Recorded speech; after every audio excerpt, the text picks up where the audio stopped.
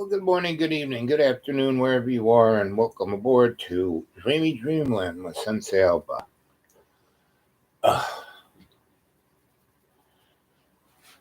And I am your sensei, your griot, here to tell you stories. And those stories are to entertain and enthrall and to open up your mind.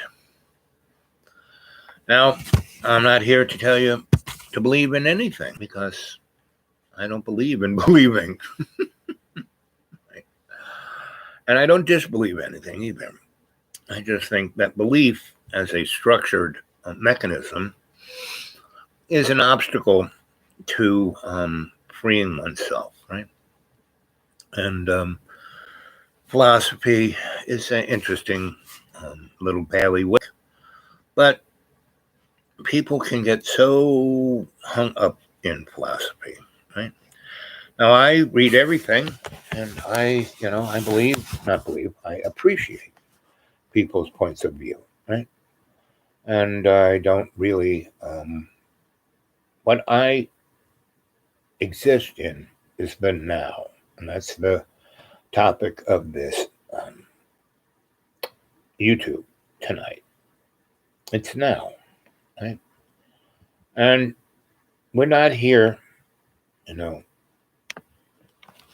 for power, money, fame, none of those things, right?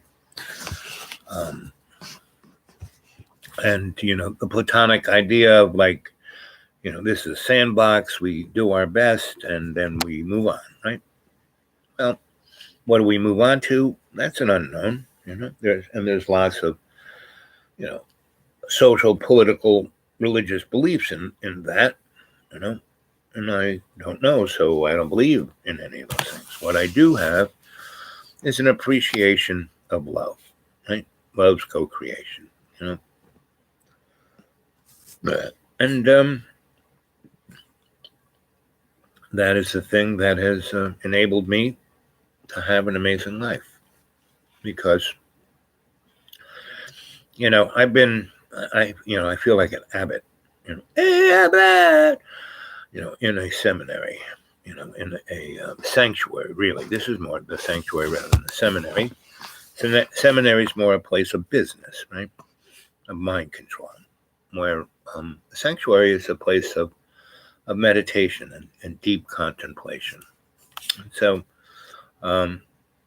it's gotten warmer today, and it's raining out there now. But the ice was that thick, so it's going down so it's now about this thick, and so there's still big lumps that are like concrete, and those aren't going to melt until it's like 50 degrees at night. And the other is down below. I called my neighbors, and they said it's worse now because all of the lumpy stuff that they could kind of jiggle down the road has like melted, and now it's just like a skating rink of flat, smooth, unbelievably slick ice, right? So, and it's all on a 40-degree slant. And when you take this one big turn, this mountain on one side and a cliff on the other for about, 300 yards until there's another curve. But that place where there's a mountain here and the cliff here is tipped this way. So your car is wanting to do this. Now, my friend said he just barely got down. So so who knows how long I'm going to be up here. And, that's kind of where it's at. And hey, Lana. Hey, finally. Yep. So my phone is kind of dead. It's not charging. So until I can get down the hill and take it someplace or take it to my provider, maybe they give me another phone. But anyway, and my internet has been kind of last night's show. It jittered. I jittered through the whole night show, and I'm basically still kind of stuck up here, even though it's gotten warm and it's raining. it's actually just turning the ice into more intense ice. Internet has been weird all over. Yeah. So, I've been saying this, been talking about the big splat for the last year and a half or even longer. In 2019, I started talking about the big splat and that the internet would go down and that there would be some kind of event that would shake the world. And all that has come to pass, And it's interesting about the big shake. I think the big shake, can either scare people or wake people up. What do you think? I think it's dangerous. Yeah, the ice, that is dangerous. Yeah. So I'm not going nowhere until there is no ice. Right? If it takes another 2 weeks, not a problem. Even though it's tedious with John, because he says the same over and over and over and does nothing about it. And he goes off his meds and then drinks coffee. Oh, but I'd quit coffee. But that power soda that you're drinking has 90% caffeine. So it's like. So I mean, I need this to sharpen my point even more, right? To prepare myself for what the universe has for me, and it's going to be great, and it's going to be amazing, just like the rest of my life has been. And so, whatever it is, it's why I didn't die in 2014. That is why I spent the last 4 years crawling back up, to this level of homeostasis, and this is why I'm here talking to you, my love. So you stay where you are. Yep, that's where I am. Yep. So, and John, he's not going nowhere. So that's the situation, and it's interesting, and I'm talking about the now. Past is not here. We haven't arrived at the future yet, and so the past can somewhat influence the present, but only, there's 2 ways the past can influence you. You can either see it as an experience where you learned from it and you moved on, or it can be a chain that will hold you there, right? So I've had so many things that people might consider negative, like dying 7 times. But I've had so many positive mentors and teachers and people who have loved me unconditionally. To have unconditional love and to have that kind of unconditional love from someone who is sane, who is interesting, who is got a life and wants to share it with you, that's truly the best you can have, right? In the dynamic of having a relationship with another human being. And the other folk are just people who are more or less acquaintances. I meet them, hey, how you doing? And just keep going, right? And acquaintances break down into people you only meet once, and they're either interesting or not. So John is always asking me, what famous people, because he wants to make another video of me so he can make money. Me talking about my meeting someone, right? So the other day he put his camera on me and he just went down the line of, did you know this person? Did you know? And I just said, nope. And that's all I was saying about that. And so today, when he didn't have his camera, he goes, so, we were talking about, and he was like, the interesting thing about John is that he projects whatever, fly goes into that mind of his. It rattles around in there, and it's a voice or a thing that's true, or God told him, or he knows this about this thing. And he tells me things about me that it's like not even close, because he never listens to what I tell him. Anyway, so he was talking about Wayne Defoe, and he thought, oh, I saw Wayne Defoe on Saturday Night Live. And I said, oh, I saw him there too. I said, oh, you did? And he goes, he's really an evil, terrible person. And I said, John, how do you know that? Well, he was in that movie where he played that green monster. I said, that's a movie. He was acting. He got paid to do that. He's not really a mean guy. He goes, well, how do you know? I said, well, I met him. I said, oh, and he was like, can I go up? I said, no. You want to hear the story? I'll tell it to you right now. If you go up, get your camera, I won't tell you the story. So the basic story was, back in the 70s, when Soho was coming to be the Soho it is now, it was basically a manufacturing. It was a factory. When the Dutch came, they settled Lower Manhattan, at the Battery, place where the Wall Street is. That's where they had, the wall was there, where they had the fort. That's why it's called Wall Street, Now, it seems like because they built all these tall buildings and there is no sun there, so all those tall buildings, it's a very narrow street because it's left from the 1500s, but that's where the fort was, Wall Street. And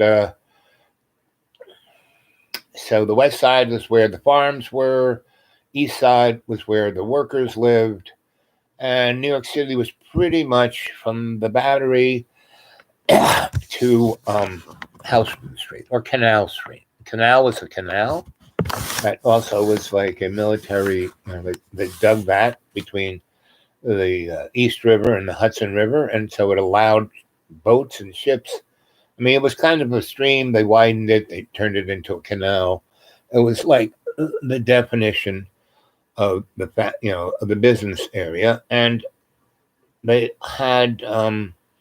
From Canal up to Houston, that's what Soho is. And whatever industrial thing that had going on, that's where it was, in that neck of the woods. And as the next 100 years went by, that still was the industrial neck of the woods. And, they pushed out, so Manhattan, the island, that was, New York, the new Amsterdam, right? And, the areas like Brooklyn and Queens and the Bronx and, Staten Island, those were all, mostly farmlands, because they were pretty flat, had water, had good irrigation, and they could have cows and sheep and like over in Queens, that's where they had cows and sheep. Brooklyn was closer. They had the farms where they grew their vegetables. And they had boats, right? It was very navigable, right? And above the area of above Brooklyn, where Queens is, it was like the little Venice. But anyway, that area between Canal and Houston was, an industrial area. And so all those loft buildings were heavy, and, those were all built between, the 1812 and 1910, all those buildings, especially after the Civil War, because a good many of those buildings were cast iron buildings. The things holding them up wasn't steel, it was cast iron. The outside edifices were cast iron, and they still are. And it allowed to have wide open spaces with big floors and big windows, because I didn't have electricity yet. And they had gas and they had steam, and each one of those things would have a big steam engine in the basement and big leather belts going through the floors up to where they had machines, and mostly of them were knitting machines, that were looms that were taking the cotton from the South and turning it into cotton material and linen and things of that nature. And they had other machines making buttons, and they had other machines with other sewing machines making clothes. So that's kind of what that was. But they also had, in those factory buildings, they had factories making the machines that made the clothes. So that was Soho. That was the buildings there. And then when World War II came, those buildings were big enough and strong enough that they put big presses to knock out the parts they needed to, have over there at the Brooklyn Navy Yard to make the Liberty ships and the destroyers. They made Liberty ships and destroyers, and a few frigates. And but they were turning them out like assembly lines. So all the parts for that, and they took all the looms out, and they just had these big punches. So they put big like trees, beams, that certified or strengthened those buildings to take big machines that could pound things, and mill things, make gears and motors, and so there was heavy industry in Soho up till after the Second World War, and then it fell. Then nothing happened there because all that industry was also being made out into the rest of the country, and then they made the interstate, and bingo, the suburbs occurred, right? And so that whole area of Soho, nobody was doing. I mean, these, the funky factories were still there making, cloth and special items, right? And buttons. There were still a lot of button things, and because they had all these presses that could. But Con Edison bought it, and they were going to build a nuclear reactor in Manhattan. And the NRC said, I don't think that's a good idea. So they built the first commercial reactor in a place called Indian Point, about 40 miles up north the Hudson, right on the river. Oldest reactor, still working. It was supposed to be shut down in 1970, and they just kept it going. And, Ronald Reagan signed executive order saying that all nuclear reactors in America could continue without a license as long as they could continue. So we have probably about 100 reactors that should have been shut down between 1980 and 1990, and they're still cooking because those things make utilities a lot of money until they blow up, until they do a Fukushima or do a 3 Mile Island. 3 Mile Island was the height of the technology, and see what happened to that place. It's a very dangerous, and to put it in the middle of, places where people live, not a good idea. So at least somebody in the NRC was smart enough not to, because they were going to see. Back in the day of Edison, his DC could only be transmitted about 6 miles before they had to. And they had these things called dynamotors. So when a juice was still strong enough, they'd had a motor hooked to a generator that would make more DC and do it another 6 miles. I mean, it's really Rube Goldberg, Frankenstein. AC can go pretty much forever, right? High frequency AC can be transmitted forever. And, Tesla in 1891 developed a way to transmit electricity on, unfathomable amounts of current power through the air without wires anywhere in the world. And we run our nuclear submarines on that. ELF, extreme low frequency. The wave is really big from the top of the troposphere to the core of the Earth. And it basically, there's a scalar wave that is part of the dynamic of zero-point energy, meaning that little barrier between this universe and the one that's just right by your eyeballs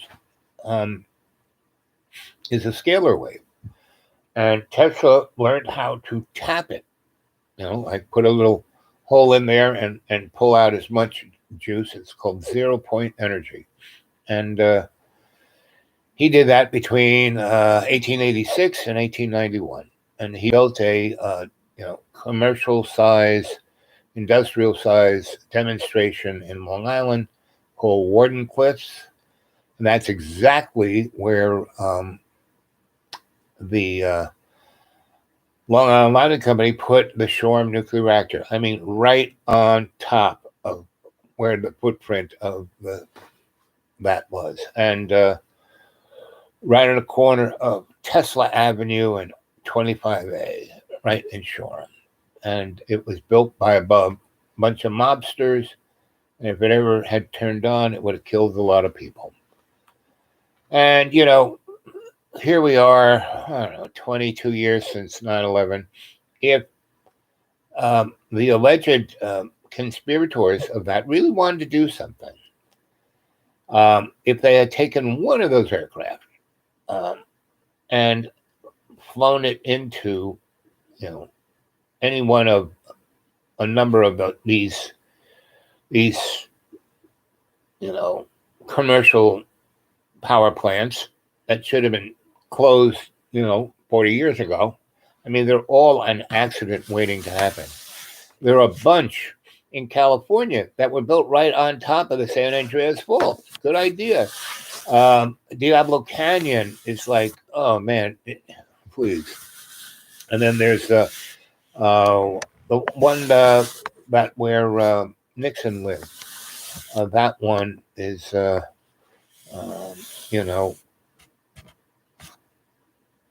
whatchamacallit, it's below sea level, right? It, one big bad storm coming right at that storm surge 20 feet would take, and that thing should have been closed 40 years ago. But Mr. Rothschild makes a lot of money. Rothschild, thanks to Bill Clinton, who was, one of the Rothschild kids, he basically decontrolled everything, especially utilities. And Rothschild bought up everything, all the gas pipelines, all the power lines, all the power plants, right? Because we took America up the gold standard during the Nixon years. And basically, the only thing that keeps the U.S. dollar, the petrodollar, is that America still has a lot of oil in the ground, still has a ton of other resources. And the people, the citizens of USA have been amortized as a value, as a product, as a thing that you can borrow money on. So whenever you go driving around your state and you go into a town and you see incorporated village, incorporated city, incorporated county, that means those things are not owned by the public. They are corporations. In actuality, our government is a corporation. In 1871, our government was turned into a corporation. It's got stocks. That's what the U.S. savings bond, all treasury bonds are stocks in this country. And so there is no such thing as freedom, except in the now, in that moment, right here, right in that little, that's where you're free. It's where you're free to truly be yourself.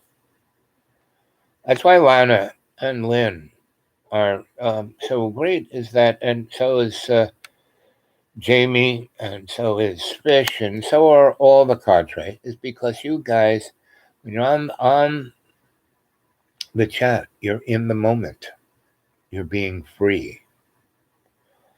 And that's, if I'm your sensei, your teacher. The thing I'm trying to do, I am doing it to, I don't try. I'm doing these shows because it's right up here now. And no matter what the obstacle, I kind of, like the internet was really wonky most of the day. That's why I didn't do one early in the morning. So I just sit and meditate really, really strongly to get this thing on the internet. And the same with my phone. My phone ain't working, but, I meditate really strongly, and it works when it needs to work.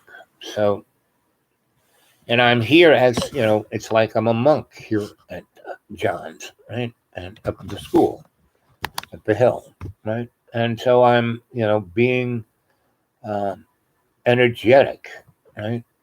Just, I'm tapping into the ley line that's just, about 100 yards. What direction is that? I guess that's east of my head, right? So the thing is, whatever belief structure there is that we run our systems, pretty much uh, the scam, the pyramid scam is based on systems, right? And so you have subsystems, you got the pyramid, and to build the pyramid, you need a system of whatever they built it, because it sure wasn't a bunch of guys in skirts, pulling 100-ton blocks of granite, 20 miles. I don't think so. But there was some system. Rainy Hall. Hello, Rainy Hall. I love you too. Jimmy, hello, Lynn, Lana, Al. It's got the notification, YouTube messing about. Yep, pretty much. So we're talking about now, living in the now, in the moment. I was just waiting for you guys to show up, right? Took this amount of minutes.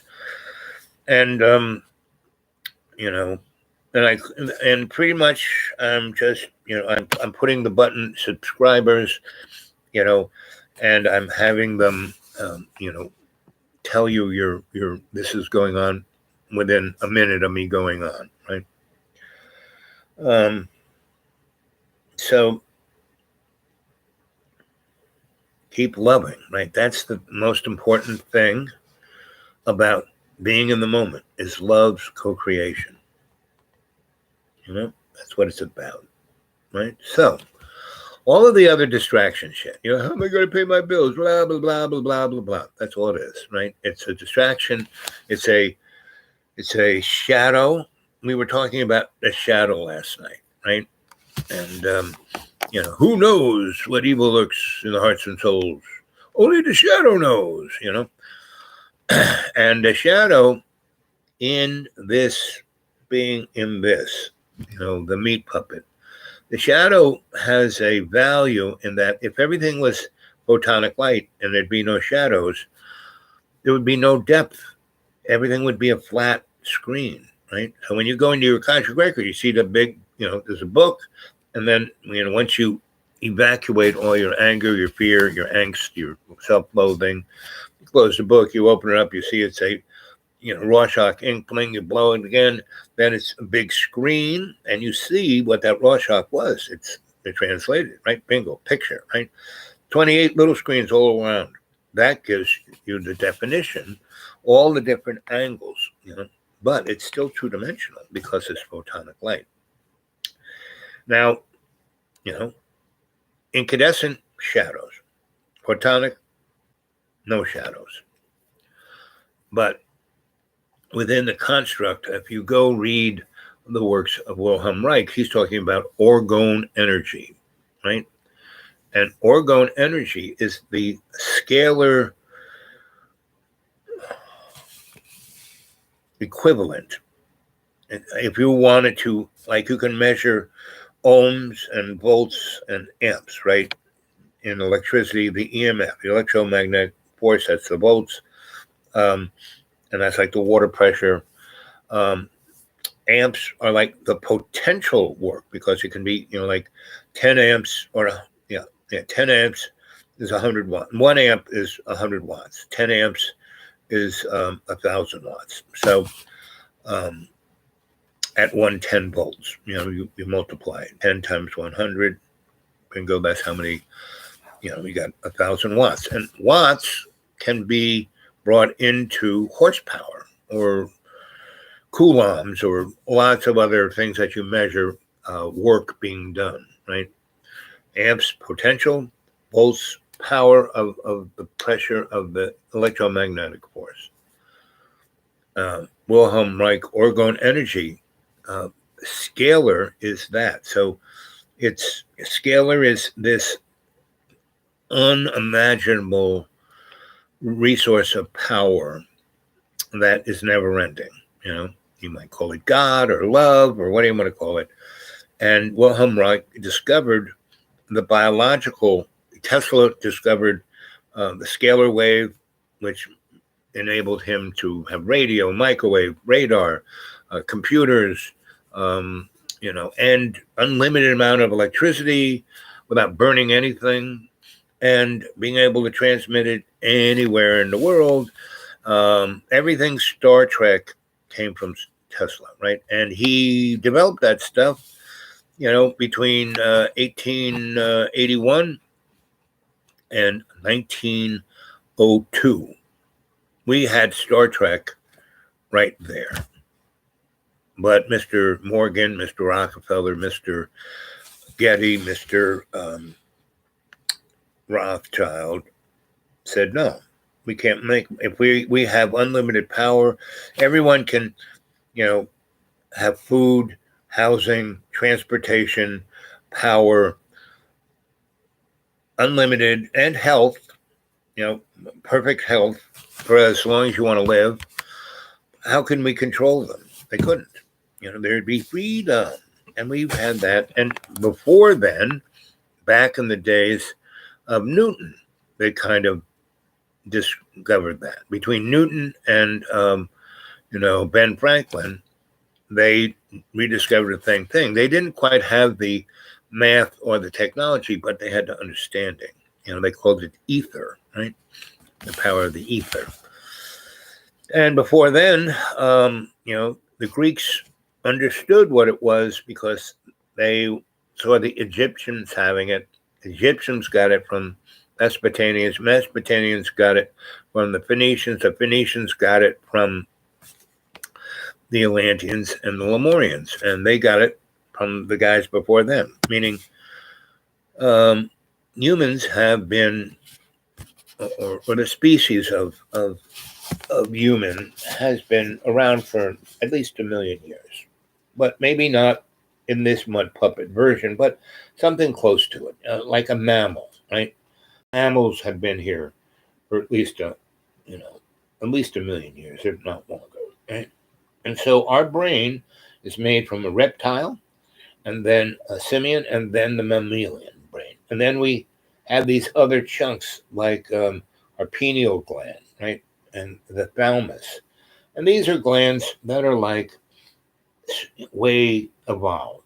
And we use them, but we don't understand them. We don't, moron doctors up till about 20 years ago, it's like your appendix and it's like your tonsils. Well, those things actually you do need, They're just starting to realize. I mean, it wasn't like it was just thrown in there. Oh, what do we got? God said, what are we going to do with this thing? Oh, we'll just throw it in there.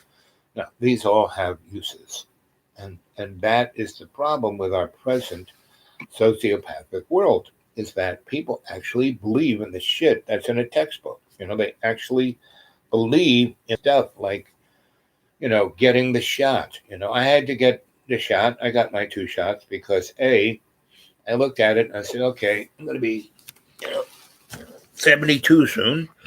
And, I've died 7 times already. And I'm told I got 2 more left. And I'm going to live long enough to get a 3rd wife who's going to be a lot younger than me. And I'm going to have a baby. And that child I will teach.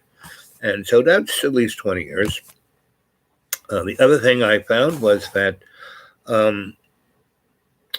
not all of those vaccines were the same. And not all those vaccines, even within that vaccine, was the same. And it's pretty obvious the way they're pushing it that it has an ulterior motive, right? Now, I got it because I was told if you don't get it, you won't get any health care, period. You're on your own, kid. So I'm 72, and I had no, side effects whatsoever. I mean, but I'm so old and I've died. And the last time I died, my body was wrecked. So I have no idea what causes any of the little twitchy things that go on in my body. But, I had myself checked out big time last month, and I got a full no problems. Right, so, but it's pretty obvious to my mind, and this is just a conspiracy theory, and don't believe a word I say. This is just a story. It's a make believe. It's a comic book. It has nothing to do with reality, but there's something in there, especially when Anthony Foreskin and Micro Penis Billy Boy are the head honchos of this, and the other screwballs that are on it are pretty. And they go after a guy like Joe Rogan.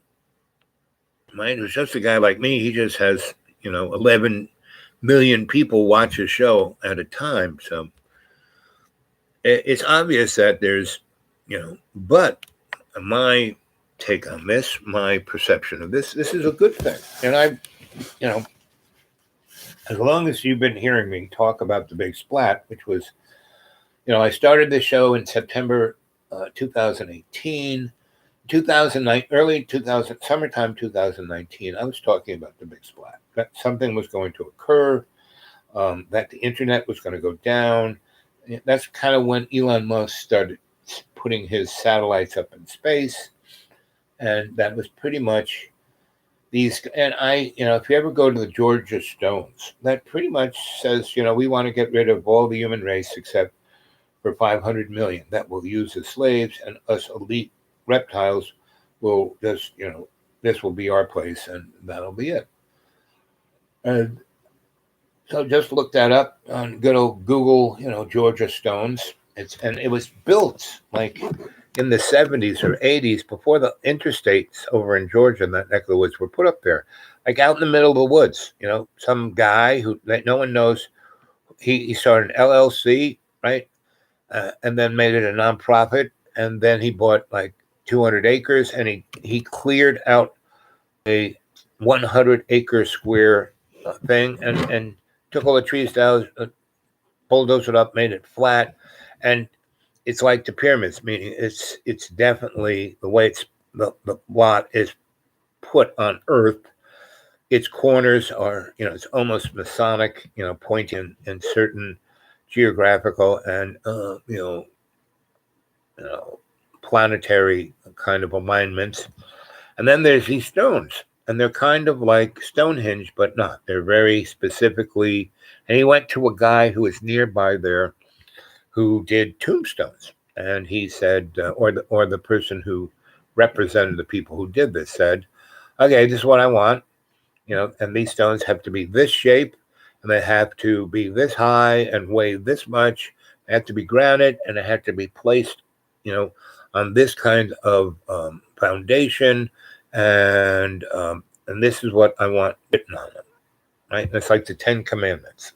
Each of these stones have things written on them about what's coming. Right? It's called the Georgia Stones. So go look at that. And so they're pretty tall. They're like 30 feet high. I mean, each stone probably weighs somewhere between 20 and 100 tons. And they're placed. There's 3 of them, and then there's a thing that goes on top. And and like I said, it's all very particularly placed, and its foundation was particularly made. And anyway, so it was done way before any of the interstates, and the 2 interstates that go right by that thing, and they actually have a clover leaf where you get off to be able to go see the Georgia Stones, and they're not that far from Atlanta. So it's either 80 something or 70 something that goes by that space, and they have an exit, Georgia Stones. So it was put there a good 10, 15 years before the interstate showed up. So they knew the interstate was coming. So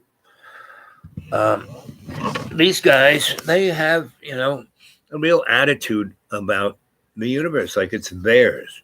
But they are chumps, guys like Anthony Foreskin and Micro Penis Billy Boy and Useless Face Larry and the Turkey family who's Googling the Google turkeys, turkey gurgles, gobble gobble, all of that Sandy group, As the sand passes through the hourglass, so are the moments of our lives. Not really. The moments of your life are yours, not any of those morons, right? And so, as this technical world is diminishing, they're going to slip in another one where you're going to have to like wear the band on your head and your cell phone. Forget 5G; it'll be straight into your brain. And so you have to choose whether you're going to go along with that, go along to get along, and or whether you're just going to live out in the woods and eat bark. Right now, I've been living out in the woods eating bark for the last 10, 15 years, but out on the road too. So my thing is, I'm looking for a cadre who wants to take it on the road and go from, be like the Dharma Bums. Go look up the Dharma Bums, the guy who wrote One Flew Over the Cuckoo's Nest and Allen Ginsberg and a few others. Go see who those guys were, see what they did. And they did that in the 50s and they brought on the 60s and they were the Beats, right? And hippies, no, that whole movement of the 60s and 70s, they were flower children. They were going back to the earth, right? Not hippies. Hippies was a term back from the 40s. Bikers were hippies who shot heroin in their hip. That's what a hippie is. And, this guy named Spiro T. Agnew, who was the vice president to Richard Nixon, who could really turn a phrase. He could diss anybody. And he was almost a poet. And so that's why he called the counterculture the hippies, because it was, bikers, Hell's Angel kind of people who shot heroin in their hip. Reptile brain, also a lot of the following, also a lot of violence. Yep, reptile brain, yep. And when it comes to him, it is just still going down, down, down. Yep, and that's where it's what it is. Let's see. Lynn says it's okay to one. Let's see. It's okay to ADK you. I'm wondering about the old letters John found. Were yes, he took my he took my wedding. Me and Don. I had the wedding certificate from London and a strip of photographs we took in a photographic booth. He had the wedding documents of my grandparents and pictures of them when they got married. I had them like in this folder. Both my, so they were like the same. So, and ones of my parents, right? So he took those and he put them on the freaking internet on one of his shows and said, just like Dragon sent me thumb drives of my shows and drawings that he did at 11 of us doing the show. And those went missing too. A lot of stuff have gone missing, my, my passport. Anyway, but if you hold that there's a value to them, then you're held to those items. You can get more. I don't need no stinking badges to show I was married to X, Y, or Z person, or that my grandma was my grandma. No, and I have no idea what John did with it. So it is what it is. Yes, it was all of it. Not okay. Yeah, it wasn't okay, but the real deal about it is that didn't really hurt me. It's definitely going to hurt John. So all these guys like Anthony Foreskin and Michael Penis Billy, they're trying to rule the world and kill off a good portion of the population. Again, don't believe a word I say. It's just a story for your entertainment. Nothing about this is real. I don't even exist. It's a figment of your imagination. But those guys, and people go, John told you, why do you go down and talk to people? Well, because every person I meet, I make their life better. And when I see them, like, get a tear in their eye and go, "You've changed my life," or "You've made my day," or "I'll remember this for the rest of my life." Like, a month ago, I went to see my friend, and he's like 86 years old, and he still has his restaurant, and he's doing all the cooking with his wife, and he is still doing his best. His croissants are like he's French, his chocolate chip cookies are like he's Belgium, his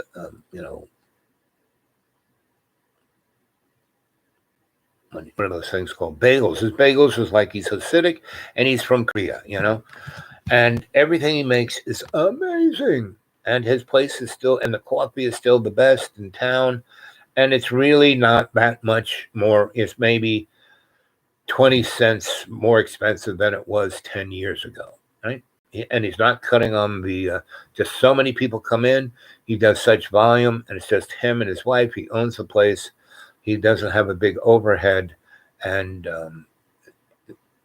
most of the vegetables he grows himself, and he has deals with other people to get everything else he needs.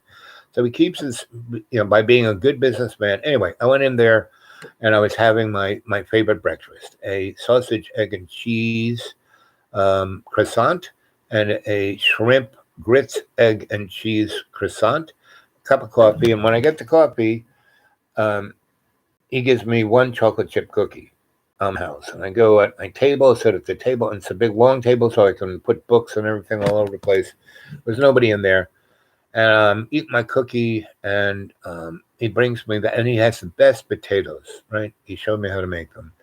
You peel a white potato, and you cut it up into 4 or so pieces, depending on how big the potato is, but big chunks, right? And then you boil them, right, until they're soft, not mush, soft, right? Not mashed potatoes, soft. Then you put them on a cookie sheet. You cover them in really good olive oil and salt, and you put them under the broiler, right? And then you turn them over and broil the other side, and then you turn the broil off and you leave them in there to cool down. If you keep them in there to cool down, they'll still pretty toasty warm for at least a couple until everyone's eaten them. They're breakfast potatoes. And they are the best friggin' potatoes you ever friggin' had. So he showed me how to do it, so I make potatoes. At least I make potatoes in a lot of different ways, but that's one of my styles. But you need a broiler that really works. That's the only thing. Or Bain Marie. The professional restaurants is that broiler that's above the oven. That's not, electric. Anyway, reptile brain. Yep. What's your blood type? Oh, I'm an O boy. And I seem to think that the O keeps you pretty much healthy. In the beginning part of your life, you get a lot of all these infections, and but the O kind of gets it so you don't, right? But this spike thing on the virus. The virus is a very all the other biological stuff. Viruses, they're not alive, so they're basically a toxin. Your body is responding to that virus as a toxin. And that's why a lot of people have a shock to their body, and that's what kills them, right? And basically, what really kills you from viruses is that your body over responds to it. And so it's your defense system is what kills you, not the virus itself. And so it is a kind of very alien thing. It's not, and see, humans are kind of an alien thing. We are the only species that really was not designed to survive on the earth. I mean, all the other plants and animals, their biology is designed to fit in with Earth. All the animals that run around have fur. We don't have fur. We have hair on our heads, on our face, but we don't have fur on our body, not to keep us warm. I mean, dog can, if it stays out of the wind, I mean, I had sled dogs in New Hampshire, and they didn't want to sleep inside. They slept out in the snow, That's where they like sleeping.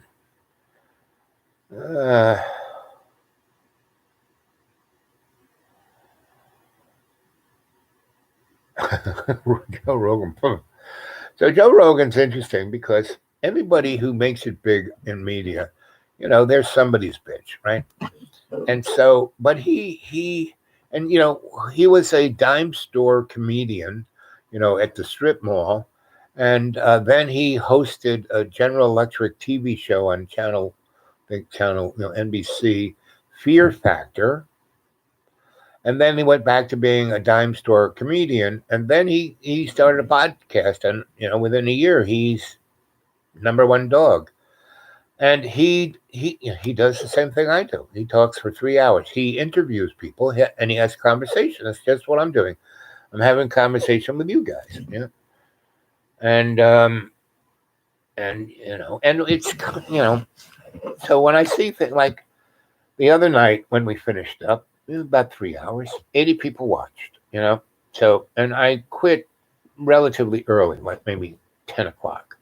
So I went and got a cup of tea.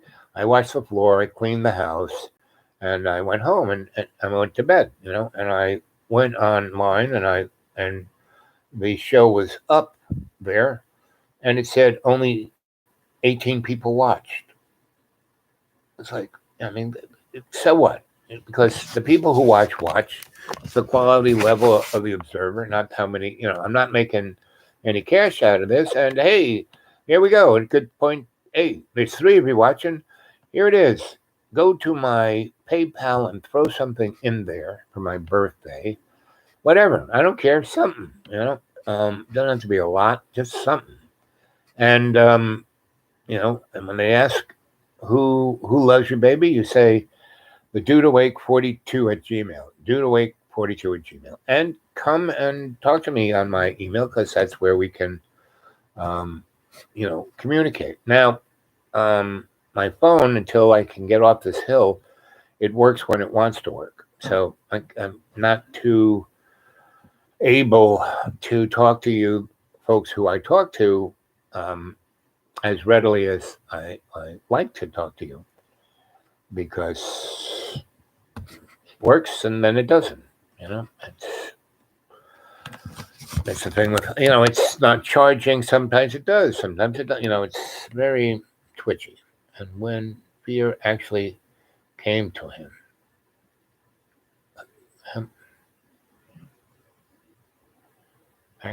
fear. When is your birthday? Middle of February. So, and that's all I'll say about that. The earlier middle rather than the latter middle. And so, the thing about fear, so I was, at 6 months old, I stuck a knife into electric circuit on the hot. I could have stuck it in the neutral and not got anything. I stuck it in the hot side and was like, ooh, yeah. But because I was a little infant that wasn't grounded, I was known as what is a floating ground. So I just kind of got that jingle. I don't know if anyone's ever grabbed a electric fence for cows. Once you get a big shock once you touch it. If you're wearing rubber boots, you won't get a big shot. You'll get a little tingle, right? And so I lived on a farm when I was a kid. There were my friends. We all kind of fooled around on the farm. We fooled around in the woods. We had, anyway.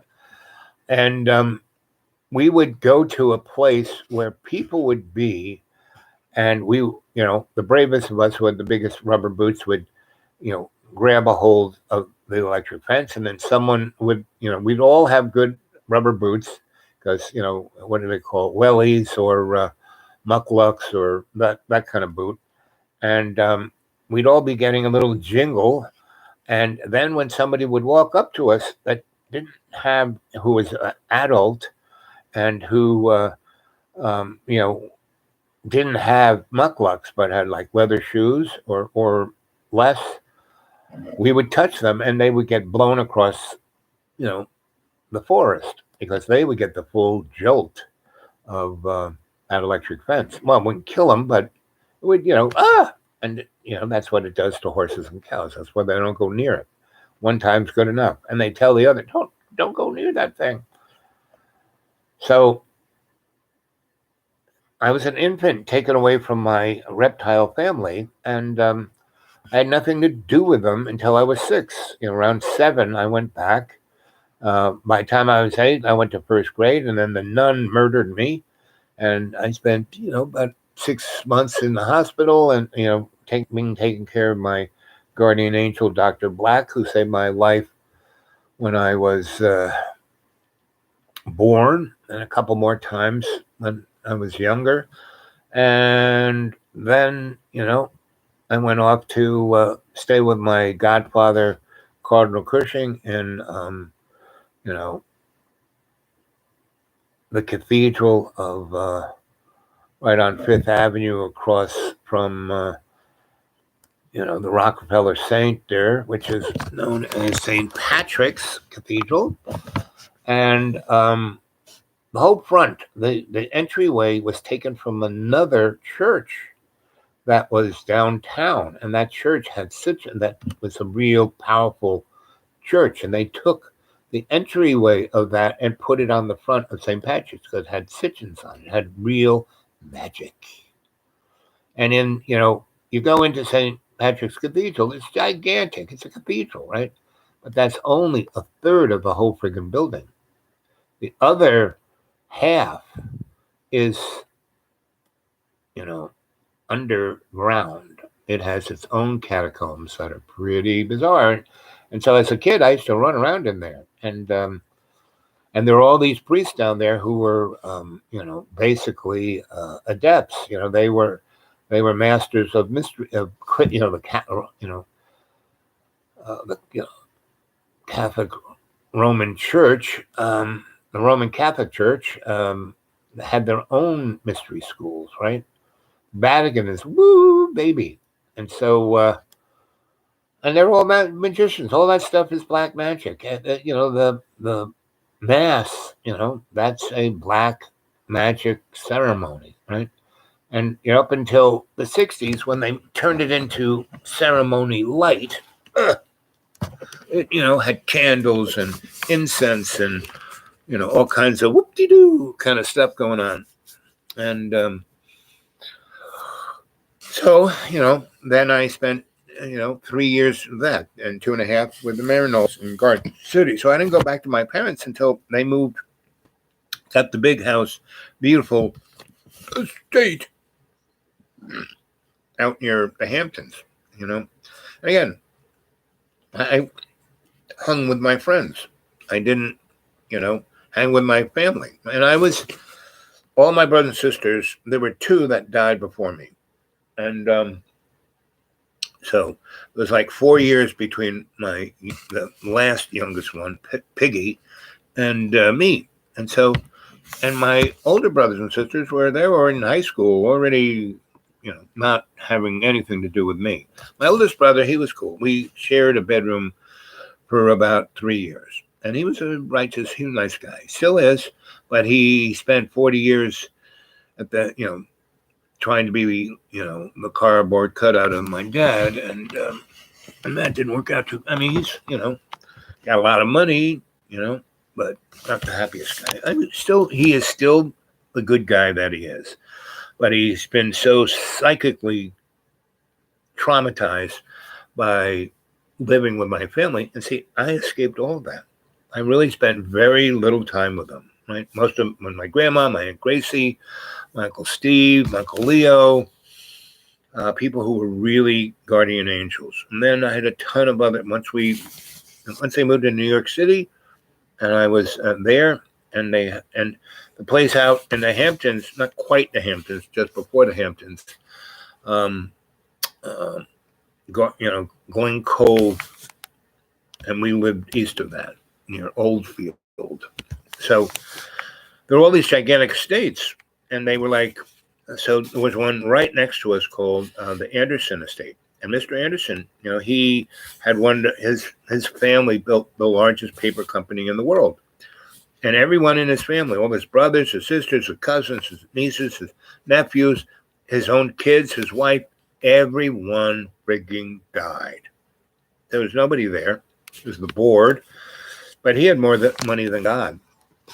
So he had this big estate, and he kind of built that thing in the 30s or 20s, And he had horses, and he had dogs, and he had a farm. He had all kinds of stuff. The closest thing he had a family were the people who took care of all that stuff. So he didn't close it down. He just kept it going. And I, when I got there, I got a bike, and I was riding all over God's creation. And my dog, he loved to run next to me. He's like a big horse, a gigantic golden Labrador. Jim Dandy. We we explored everywhere, and then when I went to the school and I got my own cadre, we wouldn't call ourselves a cadre. We were the what did we call ourselves? Not the gang. We had another name. It'll pop into my mind. But there was 8 of us.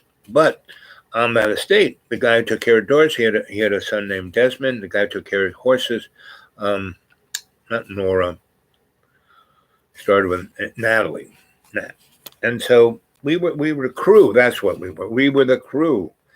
And Mr. Anderson, he had people in the house, his butlers and his maids and the cook, and his chauffeur. And the chauffeur was an Irish, Scottish, English guy who was in the, like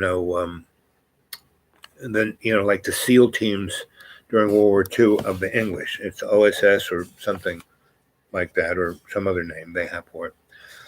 And it's like better than MI6, right? Or MI5. And so he was an intelligence guy. He knew how to, and he was like in his 50s, and he looked like he was 30, right? And he had, he could run, he kept in amazing shape. And he had a total armory, and he had this house that was above the garage. And he was like, the Green Hornet and his chauffeur. So instead of being, Japanese, but whatever Bruce Lee was, Chinese. Instead of Chinese, he was Scottish, Irish, and English. And so he was the first one I met. I was riding my bike with my dog, and I went right by him, and there he was working on an amazing there was a Bentley, Rolls Royce, and then about 5 other really great cars, right? And all the thing was open, and he was wearing a suit, and he was working on a car in a suit. It's like, and I said, whoa. And he had the front part of the engine, hanging up on and I just said, whoa, what is going on here? And he goes, so you moved into that house on the lane. I mean, everyone yeah, I'm the new guy. And he just said, well, it's good. This is Mr. Anderson Estate. Just be respectful. You're welcome here. We shook hands. He goes, I keep an eye on everything. And I think you are quite a young gentleman. And you can come and visit me anytime, and we can talk about everything. I have many, many stories to tell you. And so he said, but you should go right about now. You should go do you know where the dog kennels are? I said, I think I do.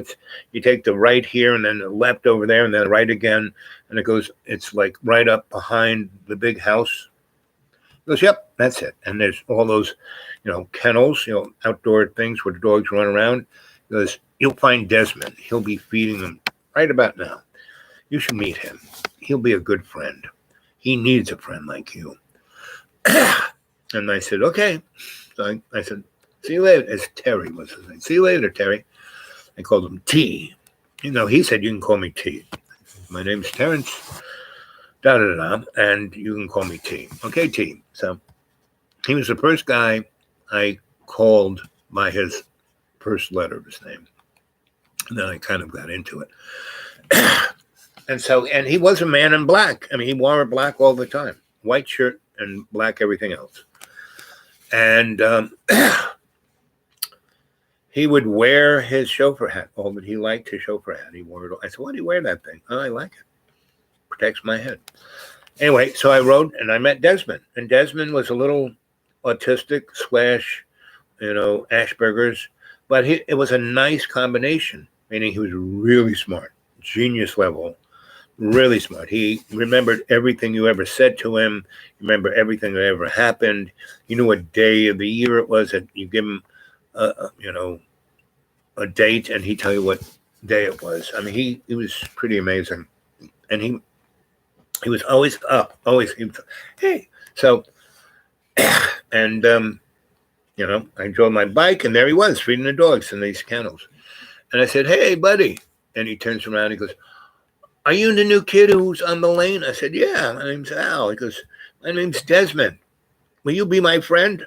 And I said, "Sure." And he was a lot like JP, but his whole thing was animals. He could talk to those animals. He was like, a neuron. Anyway, so we became buds, and he had a bike, and he loved my big dog because they had whippets, which are strange little dogs. They're like little versions of greyhounds, and they're okay, and they're probably the most interesting, smart, small dog, right?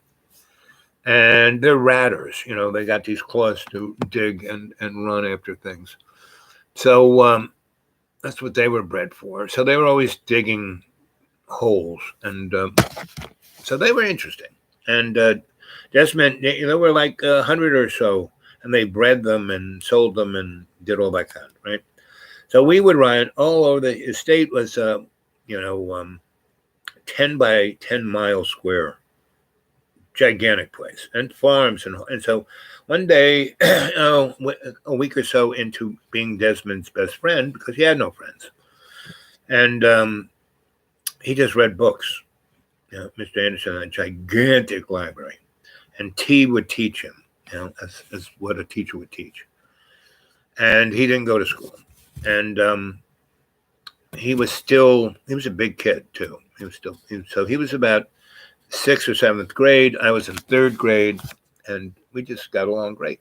And a week or two into our friendship, we were riding the back 40 where the horses were, and we're going down this long stretch fence here, and we're going down this thing, and this girl flies by. I mean, we came down a hill. We must be doing 20 or 30 on our bikes, and this girl flies by us on this amazing, gigantic racehorse.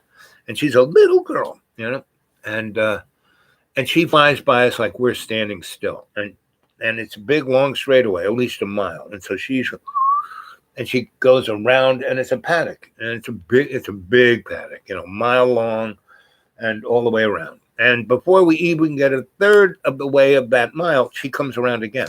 And so by the time we get halfway, she comes around again. I mean, she is going fast, and she is just, and so we stop under a tree, and we lean against a fence, and she just goes round and round, and that horse is loving it. You can see that horse is doing exactly what it's just going and going, and it's like it's in the flow. It's not getting, and that is like up on its neck, like talking into its ear, and it's just, they are one. That little girl, and she's doing, 60, however fast a thoroughbred horse goes, she's doing it, right? She's like flying through the air.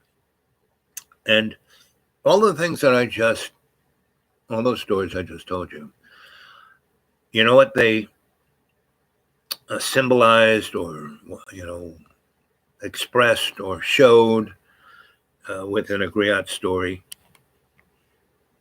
Anyone got a guess? I'll tell you what it did. It was, we were in the moment. That whole time, I don't know how many, maybe almost an hour we watched that. No, maybe 20 minutes, somewhere between 20 minutes and an hour. It was to the point, I didn't have watch, he didn't have watch. It felt like forever, and it felt like a second. And she went around about 10 times, and then she, when she got over the other side from us, maybe, a little less than a half a mile, she kind of came around, and she was trotting the horse. The trotting was like cooling down. And she came to a stop, and she goes, "Desmond, is this the new kid on the lane?" And I said, "Yeah, my name's Al." She goes, she then said, "I can't lean over, but why don't you boys get on your bikes and come down to the barn, and help me out. Now, Desmond had known Natalie for at least 6 years or longer, 10 years. I don't know how many years. They're the only two kids on this whole estate, and they don't play with each other, right? And they know each other. He calls her Natalie, and she calls him Desmond, and so we rode our bikes, and she says, "Desmond, come here." And so he loves her. He adores her. He hasn't spoken to her, said, "Hey, now, how you doing?" That's about all he can say to her before he can't say anything. And so she goes, "I want you to walk this horse in a small paddock." I mean, he's just walked here for a little less than a mile, but he still needs to walk around here maybe 10 times. And she goes, "Here's some carrots. Break them in half and just put your hand out like this, put your thumb in here so he can't nibble any of your fingers, put the carrot on there and just put him in front of his nose, and he'll lap it up. He'll take his tongue and put it in there and chew it up, and he'll be your new friend." And she said, "I'm going to leave these two brushes up here, and here, let me show you." And so she goes, she has the lead on the horse. She goes, "Desmond, hold the horse." And she starts brushing the mane of the horse, down shoulders, down his legs, across its back. She goes, "You start up just below its ears and just go down its mane, go down its shoulders, down the legs, go down its back and don't work on the back legs. He's a little skittish and you don't want to get kicked in the head. So just do that. And Al and I are going to go in the barn and we're going to muck out, we got some work in the barn, but you do this, the horse needs this, and he's going to be your new friend." And my dog was with us, and she leans down, she goes, "This is a great dog. This is a horse dog." And I say, "Yeah, he loves everybody. He's not scared of me. But he's a lion. And she knew animals. Like Desmond knew animals, she knew animals, right? And these guys have been at least 10 years and really never got it together, right?" So, she goes, "Just take the pitchfork and just move the shit over to this corner over here where there's this little door, and on the other side is the concrete thing, and we just push all the muck into that, and then we hose it down into where it goes like into its own little septic thing." So, I start doing that, boom, boom, boom, boom, boom, boom. And, I do one, I do two, I do three. And then she comes out, "You're doing a great job. You kind of stick to things, don't you?" I said, "Yep, I don't, I do my best." Right? She goes, "Well, you are doing a good job.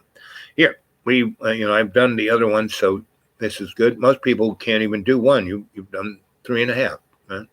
So we're going to now brush these other horses down." So we start doing that. And so we get two of the horses. She goes, "I rode these two, so they needed this now. We're going to go get Desmond and have him bring the horse and put it in its stall, and then we'll, brush the horses down. And there's 3 horses that need to be ridden." She goes, "Do you ever ride a horse?" I go, "Once, but, She goes, "Well, these horses, they're very well trained, and they're like my family. And they'll do they're like big dogs. You know how you're connected to your dog? These horses are connected to me the same way. And see how your dog just came in here, found a nice place to lie down. He went to sleep. See how the horses didn't even get fritzed by your dog? That means I know you're a good person." So anyway, we went and got Desmond. We walked the horse into its stall. And we got the 3 horses that needed to be rode. And because she's a little girl, there's this, you bring the horse, you just put its reins around the fence. And where the fence is, there's an opening that has steps up to a platform that you can just get on the horse. No big, and, it was amazing. And the horse, you didn't tie it down. You just kind of put the reins on the fence and the horse stayed there.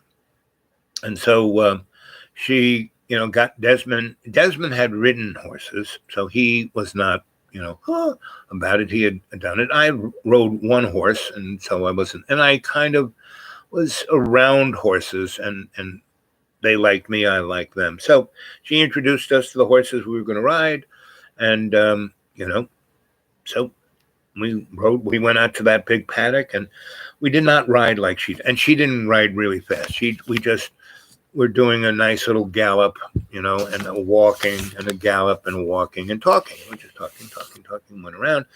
And her father drove up in a Jeep and said, Nat, Desmond, you're on a horse.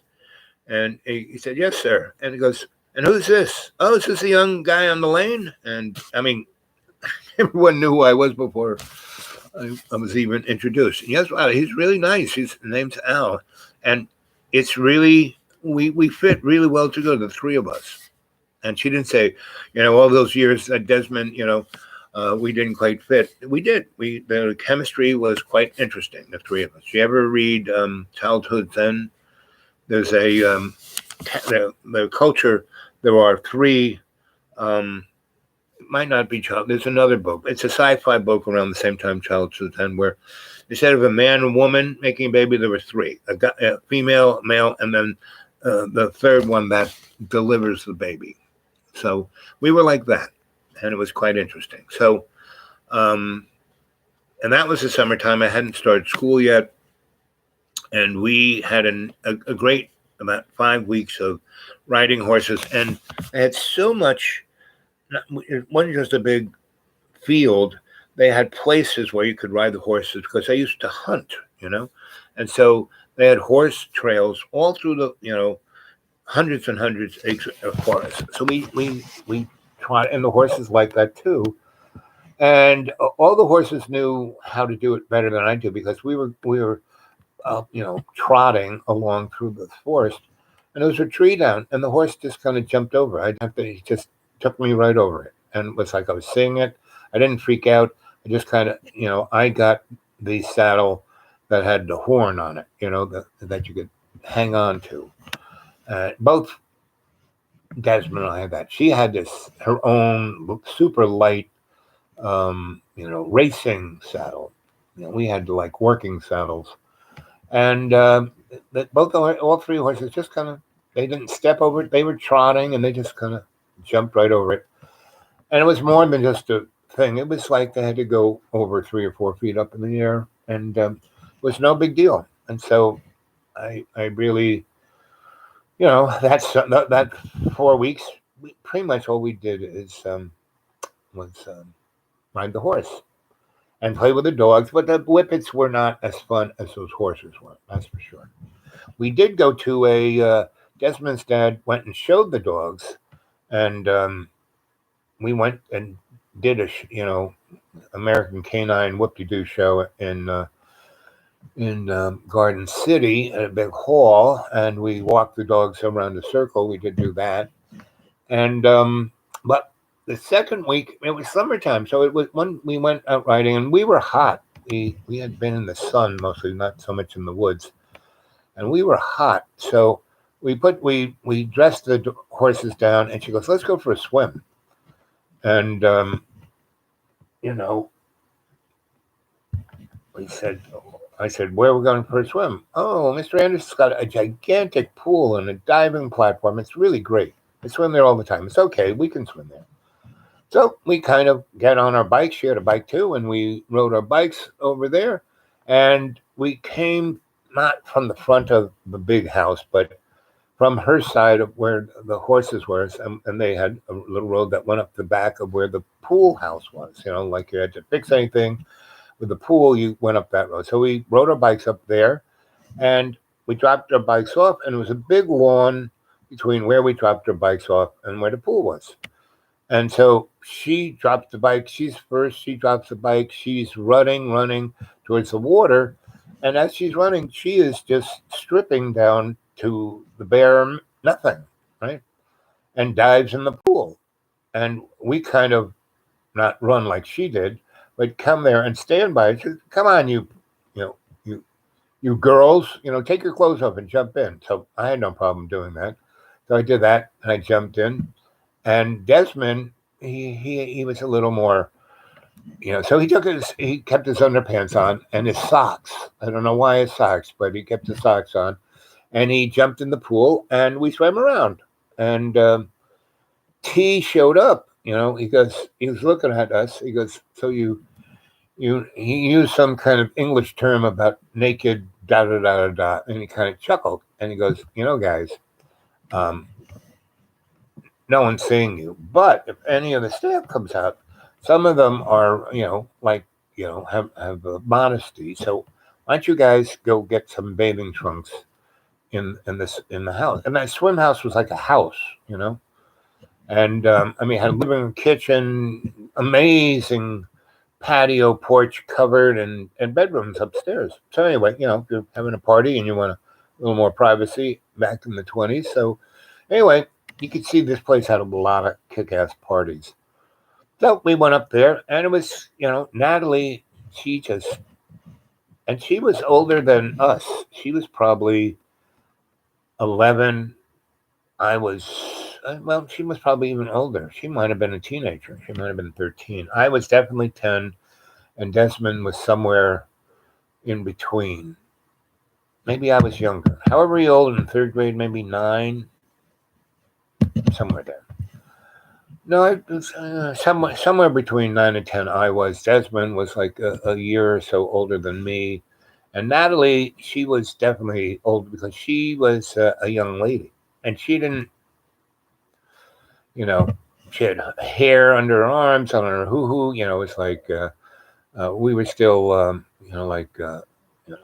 smooth pears, Desmond and I. And so, anyway, we went in there, and Desmond he found a bathing trunks and he went in the bathroom and changed. And Natalie just kind of shook her head and smiled. She looked at me and we smiled. And anyway, so we got into the trunks and we went in, and she got up on the platform and she did a couple of circles through the air, and it was like maybe 4 meters up in the air. And she could dive, she could swim, she was like a fish, And I'm swimming around, Desmond's swimming around, and we're playing, we're splashing each other. And Mr. Anderson came out and said, "Oh, look who's here, some youngsters." And he introduced himself to me and all the rest. And he said, "So why don't you go, you guys, you didn't bring towels or robes out with you?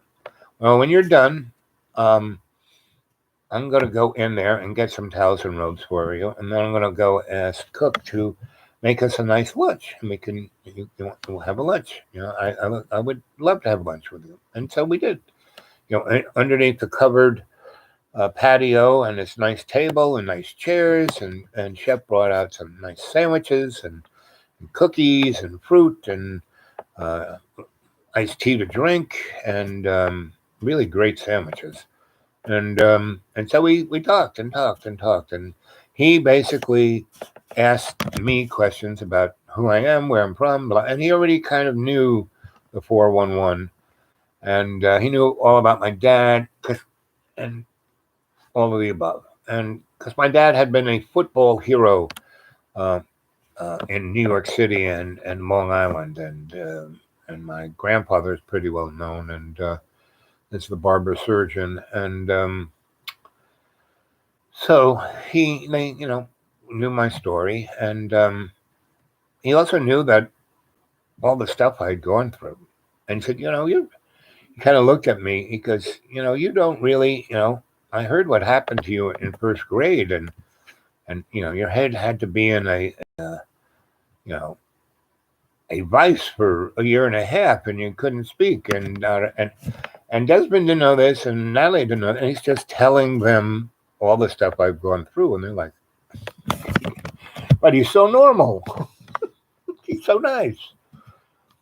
And Desmond had his own. Both those guys had their own little stories of trial and things. Both lost their mothers at a young age. Both were there with their fathers who had, wartime PTSD, and they had to step up a lot more than most kids had to. And Desmond had issues, and Natalie had her own physical issues. I mean, she was a, I wouldn't say midget or anything, but she was like I said, probably a teenager because she was really well developed, and yet she looked like a little boy. She was. I was still a little guy, and she was almost my height, but a little shorter. And but when she took all her clothes off, she was a young girl, a young woman. She was quite developed, and I'd seen that before, so it didn't bother. Didn't Desmond was he had never seen that before, and so I mean, if you have your sisters and a mother, and you live in a little house, you see things, right? And my mom had no modesty whatsoever. My father was ridiculously. He'd see a body part, he would do this. Anyway, so that 4 weeks was just exquisite, and why it was exquisite, it felt like the longest time I ever had, and I felt every second, every moment, the moment to moment to moment to moment. I can I've been pretty thorough about that, and anyway, my little spidey sense was pretty strong, and Natalie and I had a platonic relationship. And why Natalie and Desmond, for 10 years really didn't, at least buddies or play. I mean, they're the only two kids, but she was totally into horses, and Desmond was totally into reading and hanging out with Terry and and taking care of his dad and have his dad take care of him. And I met both the fathers, and they're both great guys, but yeah, I could tell that they had the same kind of PTSD that my father had, but karmically probably not as bad. And so anyway, that was, and Mr. Anderson, after that nice little lunch, he basically said, children, come visit me. I'm always in the library, or I'm always out here, or I'm always in the sunroom, and you can come in and you'll bump into either me or the cook or, Mary or Zelda. What's her name? Zelda. I mean, Zelda. How many Zeldas do you know? And there's Kenneth, and Kenneth was a black guy, and William, he was Irish, and cook. There were three cooks. One was this woman who was like a big German woman. She baked, she did all that kind of stuff. There was an Italian woman, and there was a guy, and he was Mr. Meat. The Italian lady was Miss Vegetable, and the German lady was Miss Baker. And so anyway, so that when we had that lunch, he brought them all out. We were introduced, and he told them all, these guys can come in here anytime they want, and go swimming anytime they want, and go bowling anytime they want. He had a bowling alley, a movie theater, an unbelievable library, and a game room that had billiards and every kind of game you could imagine, cards, you name it, every kind of indoor game you could play, that thing had it. And so, after that lunch, we had the lay of the land. And those kids had been there most of their life, and they didn't have that, right? And after we had lunch, and Natalie left before us, she goes, I'm late. I got to get. And Desmond didn't quite have to go, but it was getting to a point where he wanted to get home, make sure his dad was okay. And this was a point when his dad might get anxious. So he went, and so is Mr. Anderson and I. And they said, so I want to show you something. So he took me in the library, and he had quite a friggin' library. He said, you can it's right off, here's the pool. So there was the pool house, and the big, building over the that, and the sunroom was at the other end of the pool, facing, from the big house. You came from the big house into that. And on one side of the sunroom was the library. On the other side of the sunroom was the game room, and then the big ball. They had a ballroom, and he had his own private library that was on this side next to the library. They said you can come in and play in the game room, the sunroom, or the library anytime. If I'm here, if no one's here, not a problem. Just come on. And nothing's ever locked up. So I did, and he was another one of my mentors, somebody who spent a lot of time with just me, right? And so we're still playing. We're still having a good time. And so Nat and I became really tight. We could um, almost, she was telepathic. I was like a horse, you know. So, and Mr. Ed show was on television, and she used to call me Ed. You know, you're just like a horse. You have the same kind of. You're loyal. You're strong. All the good things of horses. You know, smart, noble, good looking. You know, I'm not going to ride your back, but you know, so I'm going to call you Ed. And you know, but she called Desmond Desmond.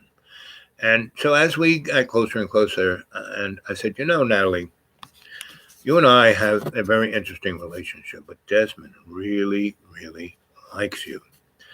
And I think you really, really like him. And she starts to cry.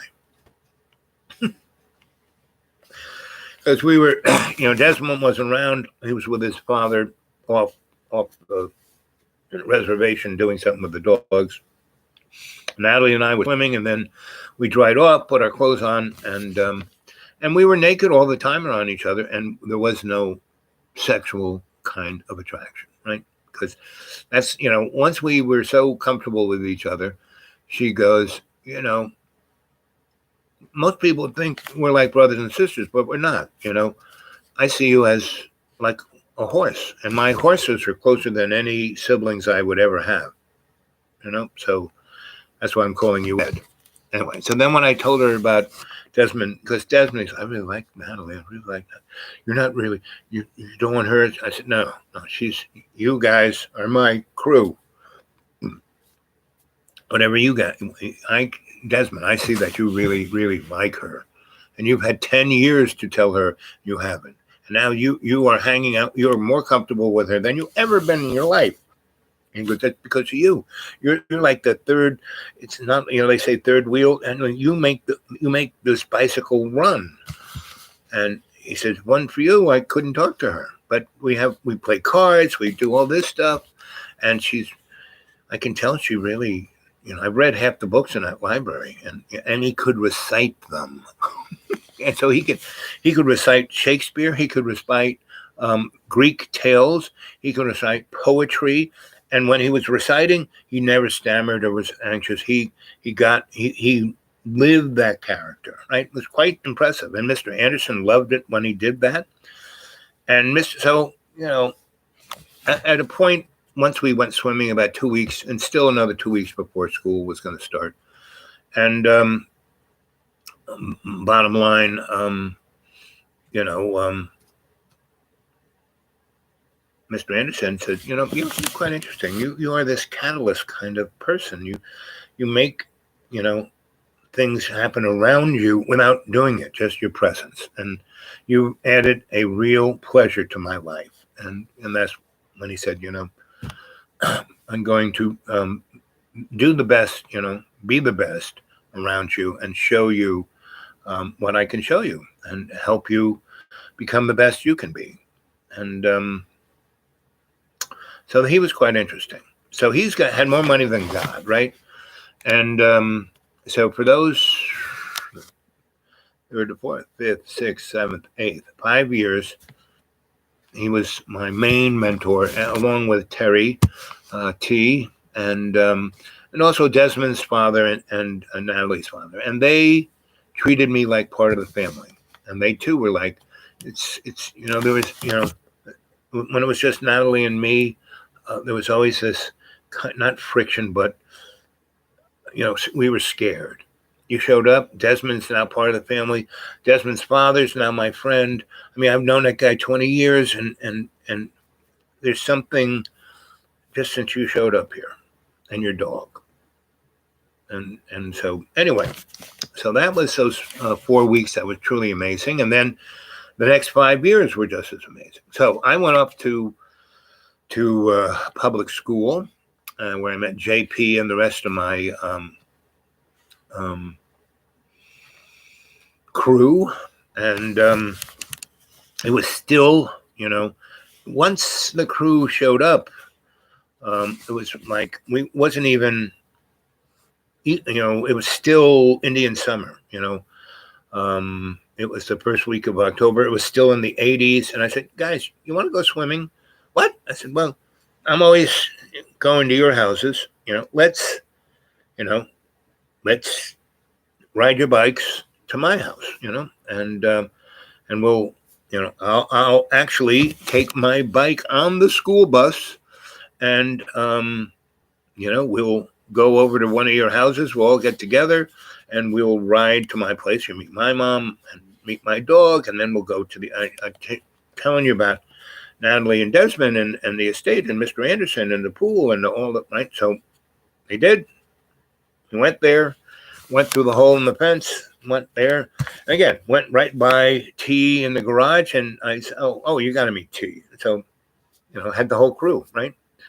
I had Kim and Lisa and Debbie, JP, Buzzy, and Harvey, right?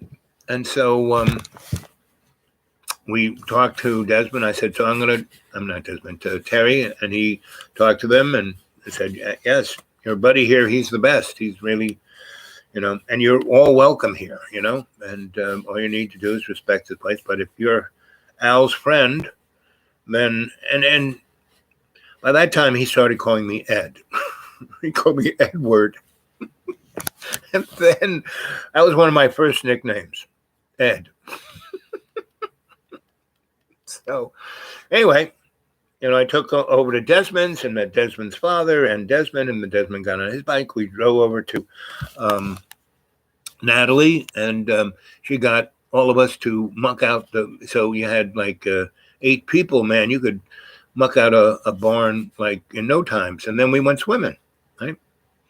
And again, we all rode our bikes up that thing. We dropped them off the thing, and she just ran across the grass and took all her clothes and jumped in. And, Debbie, Lisa, and Kim were right by. I mean, they and Natalie were like this. They were like sisters. They were sisters, right? And so they were running, zing, and that was the first time I saw the girls naked, and all of them. And I was behind them, not too far behind. JP, the boys were like, and Desmond said, so me and the girls jumped naked in the pool. Desmond goes, you guys can take, it's no big deal. Look, they're in there. And they said, why aren't you, naked? Goes, well, I'm going in the pool. Now there's swimming trunks there. You want to get swimming trunks? Boys got their swimming trunks. And so there we were, splish splashing around and diving, and the girls were just so ecstatic about being naked. It was truly amazing thing. And Mr. Anderson came out and he was just shaking his head, and he said, all right, half of you are wearing bathing trunks, the other half aren't. Either you guys had to take yours off, or ladies and Ed, he started calling me Ed, you have to go, so we did. And so he goes, so we did that, and we came out with towels and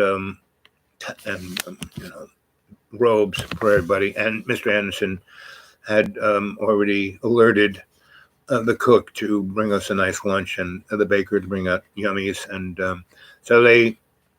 so we all had lunch, the whole staff, me and the crew, and Terry came over. And then Mr. Desmond's last name. I called both of those guys sir. I call them by their last name. I just can't remember their last name. Anyway, so everybody was there. We had the greatest time. And then they went and got bathing trunks and jumped in. Even Mr. Anderson got bathing trunks and dropped in. The cook and the Italian lady, Zelda. I don't know why you'd know. Anyway, everyone's got bathing trunks, swimming around, just split splash, and have the best old time. And the meat guy and the vegetable Italian lady got out and put a robe on, and they had a kitchen there, and they took out chops and hot dogs and hamburgers, and started the grill up and grilled it up, and we had hamburgers and hot dogs and potato salad and iced tea and soda, and what was left of all the yummy baked goods and chops, and it was a good time. So we basically, uh, Mr. Anderson said, "So why don't you have a sleepover here?" Because the swim house was like a house, and so he said, "Why don't you call your parents up and say that everyone knows the Anderson estate? If need be, I'll get on the phone and say not a problem. That you know, because it was weekend, right? It was Friday. So we spent Friday, Saturday, and Sunday. Sunday, um, T had a truck, right? Pickup truck. We put all the bicycles in the back pickup truck and drove all the kids home. And so that was the beginning of Mr. Anders' house being our clubhouse, one of our clubhouses. And it was an exquisite 5 years of them as my crew. And we did such amazing, crazy things. And and we had a life. And those 5 years I spent moment by moment by moment by moment by moment. And it lasted 1,000 years. Each moment was exquisite.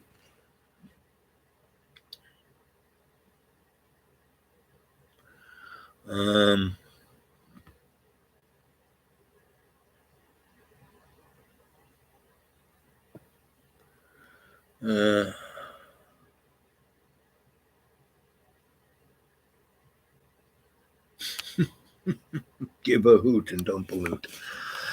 Oh, thanks for those words of wisdom,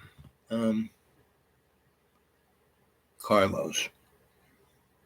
So, Martyred Artist, is that your name? So, what cross are you bearing? I'd love to hear you tell a fun story of your childhood.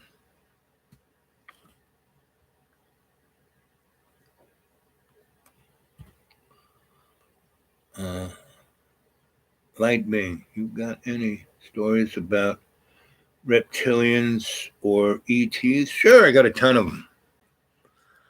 But why should I tell them? They're not as pleasurable as the story I just told you. And when it's applicable, I'll tell one. Right now, I'm talking about being in the moment. And the best time to be in the moment is when you have love in your heart. That's when it expands you, right? Now, if you want to hear reptile stories, you can go on and watch what's going on in the Antony foreskin world. That's where the reptiles are. You want to know about the ETs? Go to Microsoft Tiny Penis Billy Boy. He's a ET.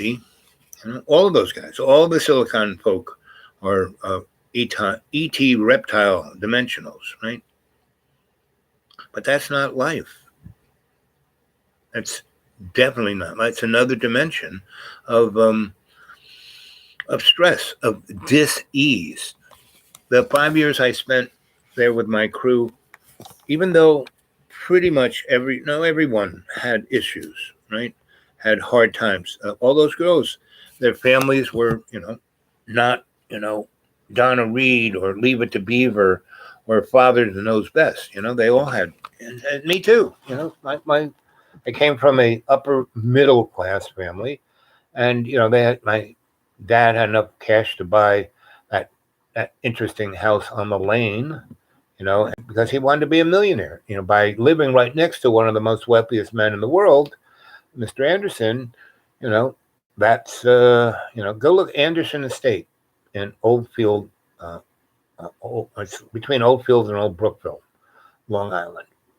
That was where I look at that, see if they have any pictures. They probably tore it all down and turned it into a golf course or a cul-de-sac of crappy, expensive houses. And that's why I have this amazing knack to be in the right place at the right time, to meet the right people. And in other points, they could be not the nicest of people, but when they're with me, I bring the best out in them. So, you know, when it's appropriate, I'll tell you really, go back and look at my other stories. Find the one where I'm talking about going to Brazil, you know. And the next one, whenever I do the Brazil story again, I'm going to call it The Boys from Brazil, right? Because that's where I saw all the above reptiles, aliens, Nazis, the whole crew. But I'm not going to talk about that tonight because tonight we're talking about the moment. Tonight is about going into state. Tonight is about our Father who art in heaven, hallowed be thy name. Thy kingdom come, thy will be done on earth as in heaven. Give us this day our daily bread and forgive us our trespasses as we forgive those who trespass against us. And lead us not into temptation, but deliver us from evil. That was in the beginning, is now, ever shall be, world without amen. And that's the dynamic of living in the moment. You're living in the moment without evil. As was in the beginning, is now, ever shall be, without world amen. I was talking to some friends who are philosophers, and they were getting all in their head about Marx and Hegel and Kierkegaard and what's his name? Um,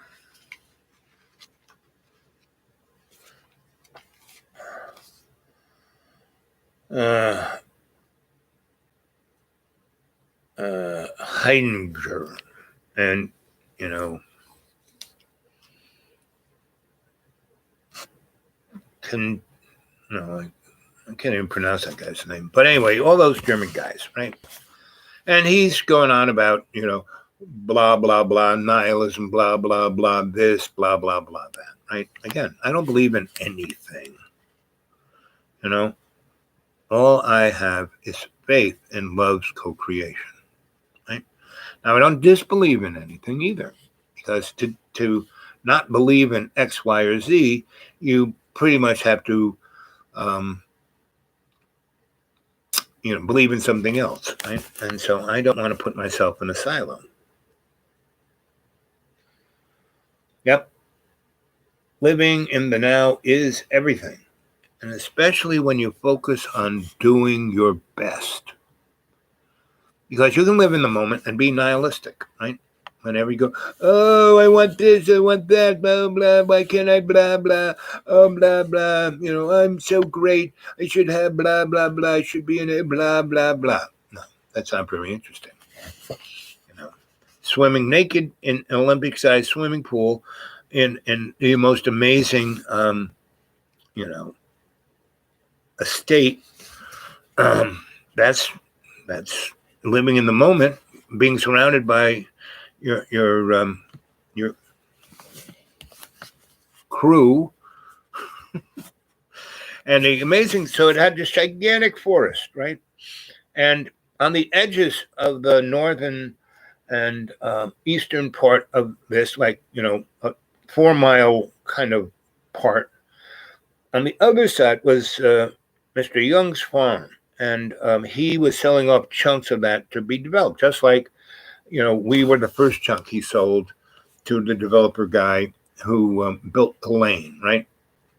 And so there, in that September, just before school, we kind of clip-clopped the horses, and the horses just got it into their mind that they were going to jump over the fence into this big field, one, I think Desmond's, and by that time we were all pretty comfortable riding the horse after riding the horse for, a couple of weeks. And this is before I went to school. So it was just the three of us.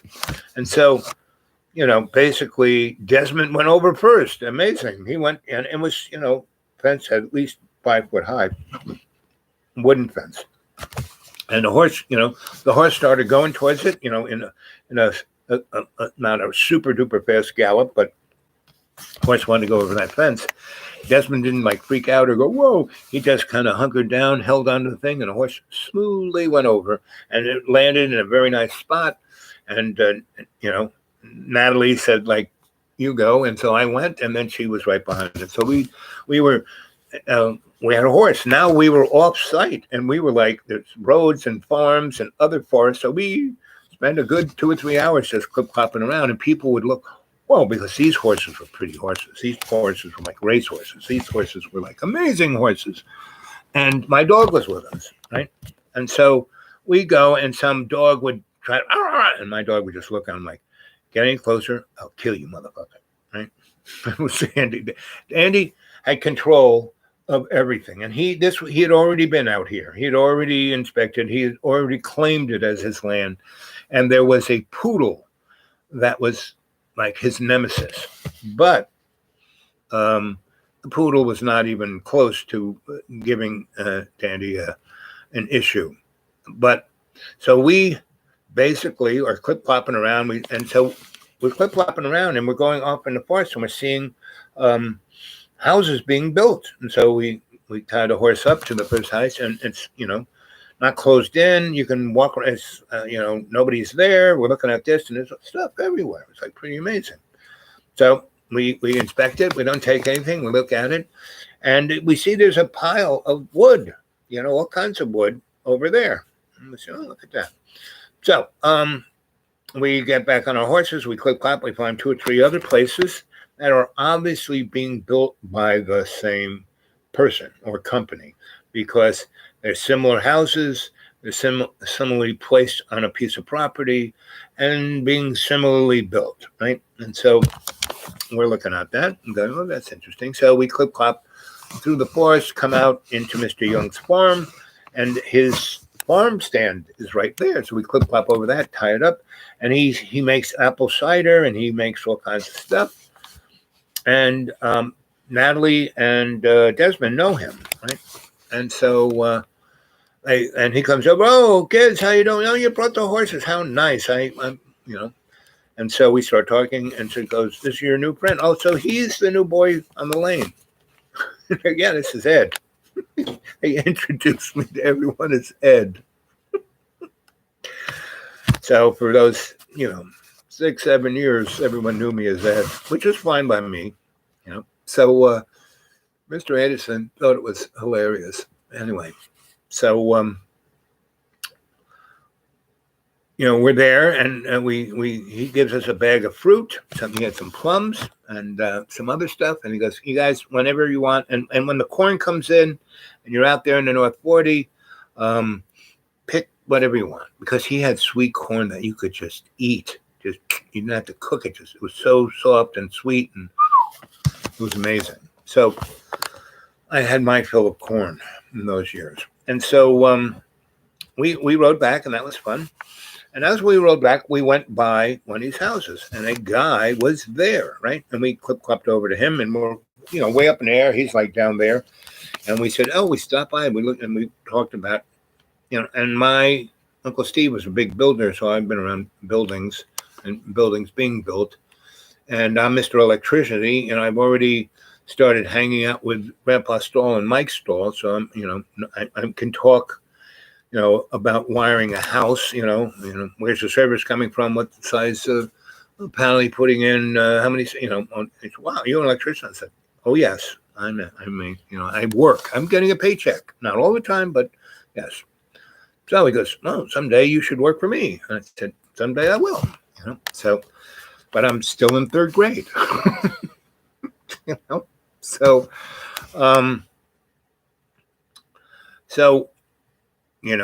Natalie, the brash one of us, said, listen, we see this pile of stuff over here. What, are you going to burn that? Is that your burn pile? And he goes, yeah. But we don't do it right away, because sometimes, oh, look at that piece of wood, I can use that. And they said, well, we want to build a fort. Can we take some of that wood? He goes, oh, yeah. We're going to build 10 houses here.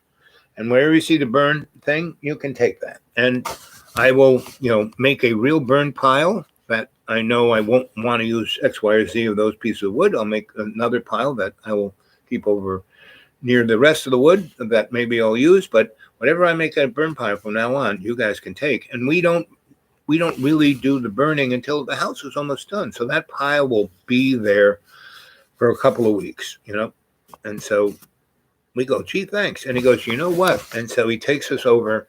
He goes, we have a place that we keep tools and, hardware, and they all have, combination locks. It's all the same combination, each one. So he gives us a combination. You kids, you can take as many nails as you want. Now we have brand spanking new nails, and then we also have these coffee cans full of nails that we've kind of straightened out, that we pulled out of other boards. You can take as many of those coffee cans and play. And you can take a hammer or two, just bring the tools back, right? I mean, you wouldn't find many people do that today. But this guy saw that we were earnest. We were, we're riding horses that are probably worth 20 grand a piece, and we're being very respectful and nice and cordial. And he knows these two kids are from Mr. Anderson's. And he knows I'm the boy from from the house on the lane. So we belong there. So he's, and he said, oh, someday you'll work for me, right? So it was a dream summer, So why would I? And this dream summer went on for another 5 years as we got older, right? And so Natalie and Desmond went to this private school. I was going to go to the public school. And so Oldfield Academy or something like that. And it was like, not only for rich kids, but kids like these, kids who worked, because this school had been around at least 60, 70 years, who had worked or working at these estates for the rich people. So they had, they were people who had a certain certain essence of gravitas and character. And so that school in its mission statement said, like a third of the students are going to be kids like this, and they can be here. And they were also a school that were kids, before people pegged everyone with HDAD and autism and all, there were still people who had all that stuff, and they would call them special. And they realized that it wasn't, it was a gradating scale. Like Desmond and Natalie both had issues, but they were very able to live inside the world where other people aren't. A good example is the canary in the coal mine here, right? And through me being with him and the rest, once I met the rest of the crew, once we became a crew, everyone became better because there wasn't any leader. I wasn't the leader. I was just more the muse or catalyst or oil can, however you want to put it. I wasn't, because all of us had skill sets that were pretty freaking amazing. And we were all together in the moment for that 6 years that we were together, third grade till eighth grade. And then they went on to high school together. And in high school, Desmond and Natalie went to the public school because they wanted to hang with, they actually went 7th, 8th, well, no, they were already, but at high school, they decided to jump in once the rest of the crew got into high school. And so by that time, there were all these cliques, but, and some thought they were rich and some thought they were princesses and some thought they were special, and some thought they were gangsters, and some thought they were, entitled. But we were the crew, right? And I don't know if any of you have ever had that kind of experience.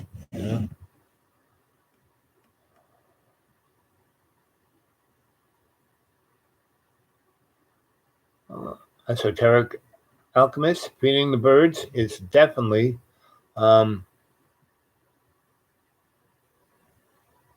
very much whenever you hang with birds, whatever breed they are or species they are, not species but breed,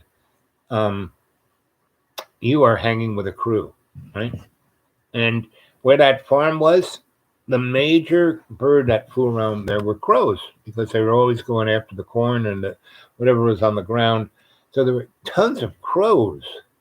And a lot of people had vibes for crows, but no, crows are great, really super duper smart. And oh, Desmond had a thing for the crows, and so did Kim. And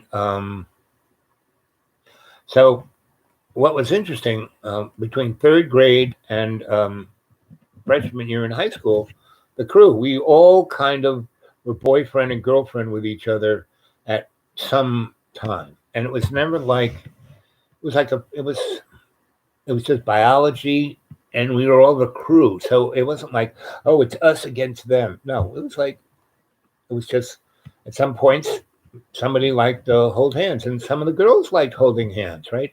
It was the most open, amazingly self-conscious, self-loathing group of people you ever want to meet. And over the years after, so my mom put me in a seminary to be a priest my freshman year in high school. I was ready to, we were going to all go to high school together. And, you know, it wasn't until middle of July, she said, you're going to go high school at the seminary. And we're taking you to this camp that will orient you to going high school in this place. I said, what? No, I'm having a great summer with my crew. She said, oh, that's childhood thing. This is, this is where what direction you're headed. It's like, what? Not much I could do about that. And so, but I didn't stop being their friend, and the crew stayed together. And every time I came home, because it was another year and a half until my parents sold that house and just lived in their big, fancy, rich people apartment in New York City, but still, I kept tight with those guys all the way through my 20s, And at 14, when I split, and really had nothing to do, when I was 16, had my own apartment, they could get on the Long Island Railroad and come into New York City. So the crew was still the crew, even in New York City. And all of my grown-up friends that were, Allen Ginsberg was my roommate when I was 16. They loved these kids, and they treated us like equals. My whole life, grown-ups have treated me like an equal, a younger version of an equal, but still an equal. My grandma, Uncle Steve, my Uncle Leo, my godfather, Cardinal Cushing, My mom was the only one who pushed me around like I was property, right?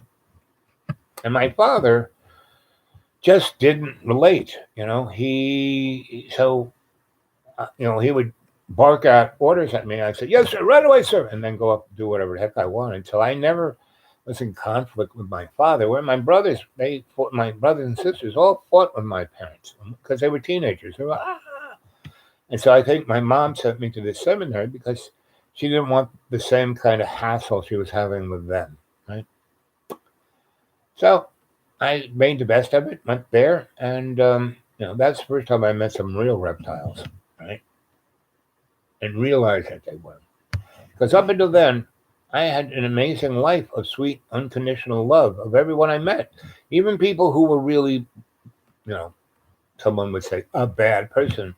Like Kim Romano's father was definitely a mobster. He was a tough guy. His sons were tough guys. And Kim beat the crap out of her older brothers. She was a tough young lady. I told you the story when early on, when the crew had totally formed, when it was just JP, me, Kim, and Debbie So, Buzzy, and Harvey didn't show up yet.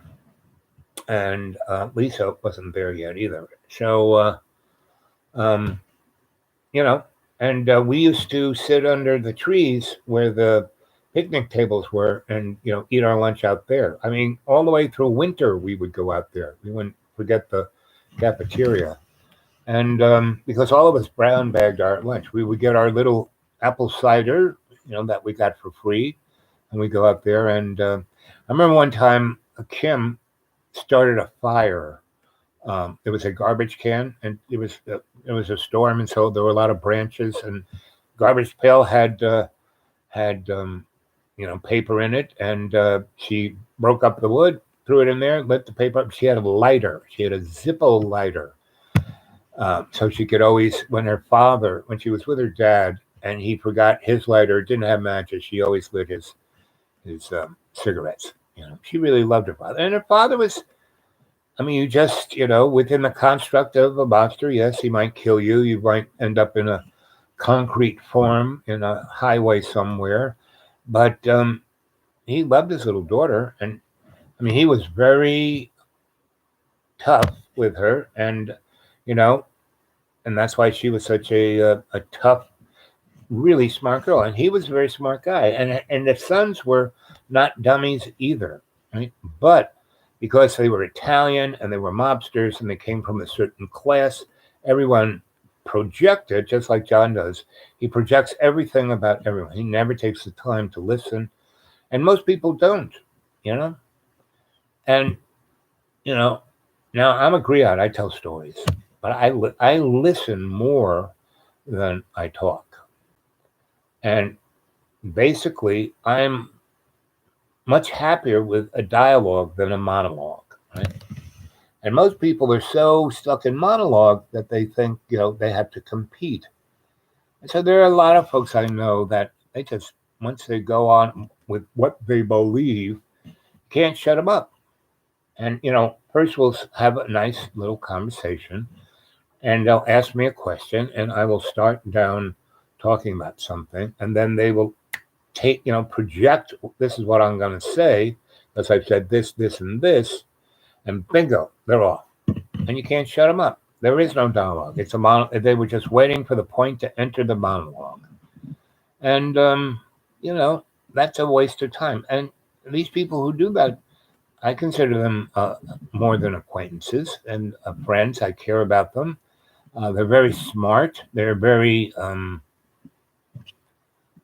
accomplished, in whatever discipline they are, but that's all they are. They're just that, and that's why tonight's discussion is about the moment. So, Esoteric Alchemist, are you the only one left on the show? Who's the one left? Everyone left. Some nice thumbs up. So what do you, so you've been listening to my conversations. I've noticed you there. What do you think of this concept of being in the moment and in that moment being your best? And that's what life is about. Not some philosophy, not some dissertation. I mean, all those things are fine. I mean, I read a lot. And I get a lot out of what I read, and I write a lot, So that one person who's left, there's now 6 people. So how about some more thumbs up? I have to move a little bit, or I won't be getting up. My poor little butt. It's 7:09. Anyway.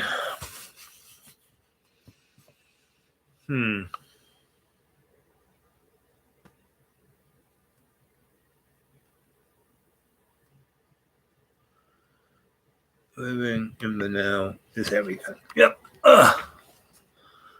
Light being. So light being, one day you're going to have to tell me what kind of light you are. And Esoteric Alchemist, what does 888 mean? Inform me.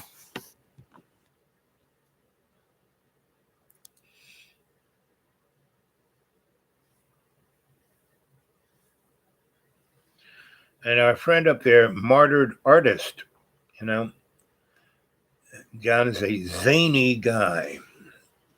I just wonder what zany means. I'm,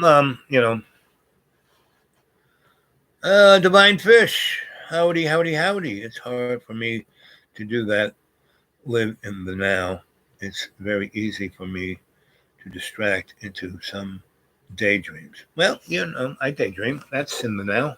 That's the moment. I like daydreams. Daydreams and meditation is pretty much the same thing to me. Because when I was a youngster, there's a thing called autonomic hypnotism, and if you want to hypnotize yourself, which is quite easy, you take something like a rag, right? And there's a part of your body, and usually wherever you have hair, and it's an extremity, like your arm or your leg, you just kind of take it and just let it drape, and you pull it over your leg, and you just go into the sensation of that towel, face rag, handkerchief being pulled across your hairs, right? And if you focus on the feeling of those hairs, you will be able to put yourself into a auto-hypnotic state. And by doing it yourself, that's serious daydreaming. And I did that as a young kid. I would get up in the morning. I'm not a morning guy. I would, get dressed, and my mom's not a morning person either. So my dad would have the oatmeal done, the shoes shined, the peanut butter jelly sandwiches in a paper bag, and he would take off to work, right? And so we would get up, we'd have our oatmeal, we'd get dressed, and I would get dressed first, otherwise I'd show up naked for breakfast. And my sisters, and my brothers would just laugh. And so, and I was the youngest or smallest. And so, my oldest brother, he was the one, Jibber Jabber Jones. Yeah, like Edgar Casey, exactly. Exactamundo. And so I would sit on my bed with my underpants on, and that's it. And I would try to, take my sock, and I'd go to, put it on my foot, and I would just take that sock and just start doing this against my leg. And I would go into an auto-hypnotic state, and I'd be, whatever I might have been dreaming about that night, it would be super brilliant, sharp, rocket ships, climbing mountains, flying through the air like Superman, whatever I was, or whatever else I wanted to dream about.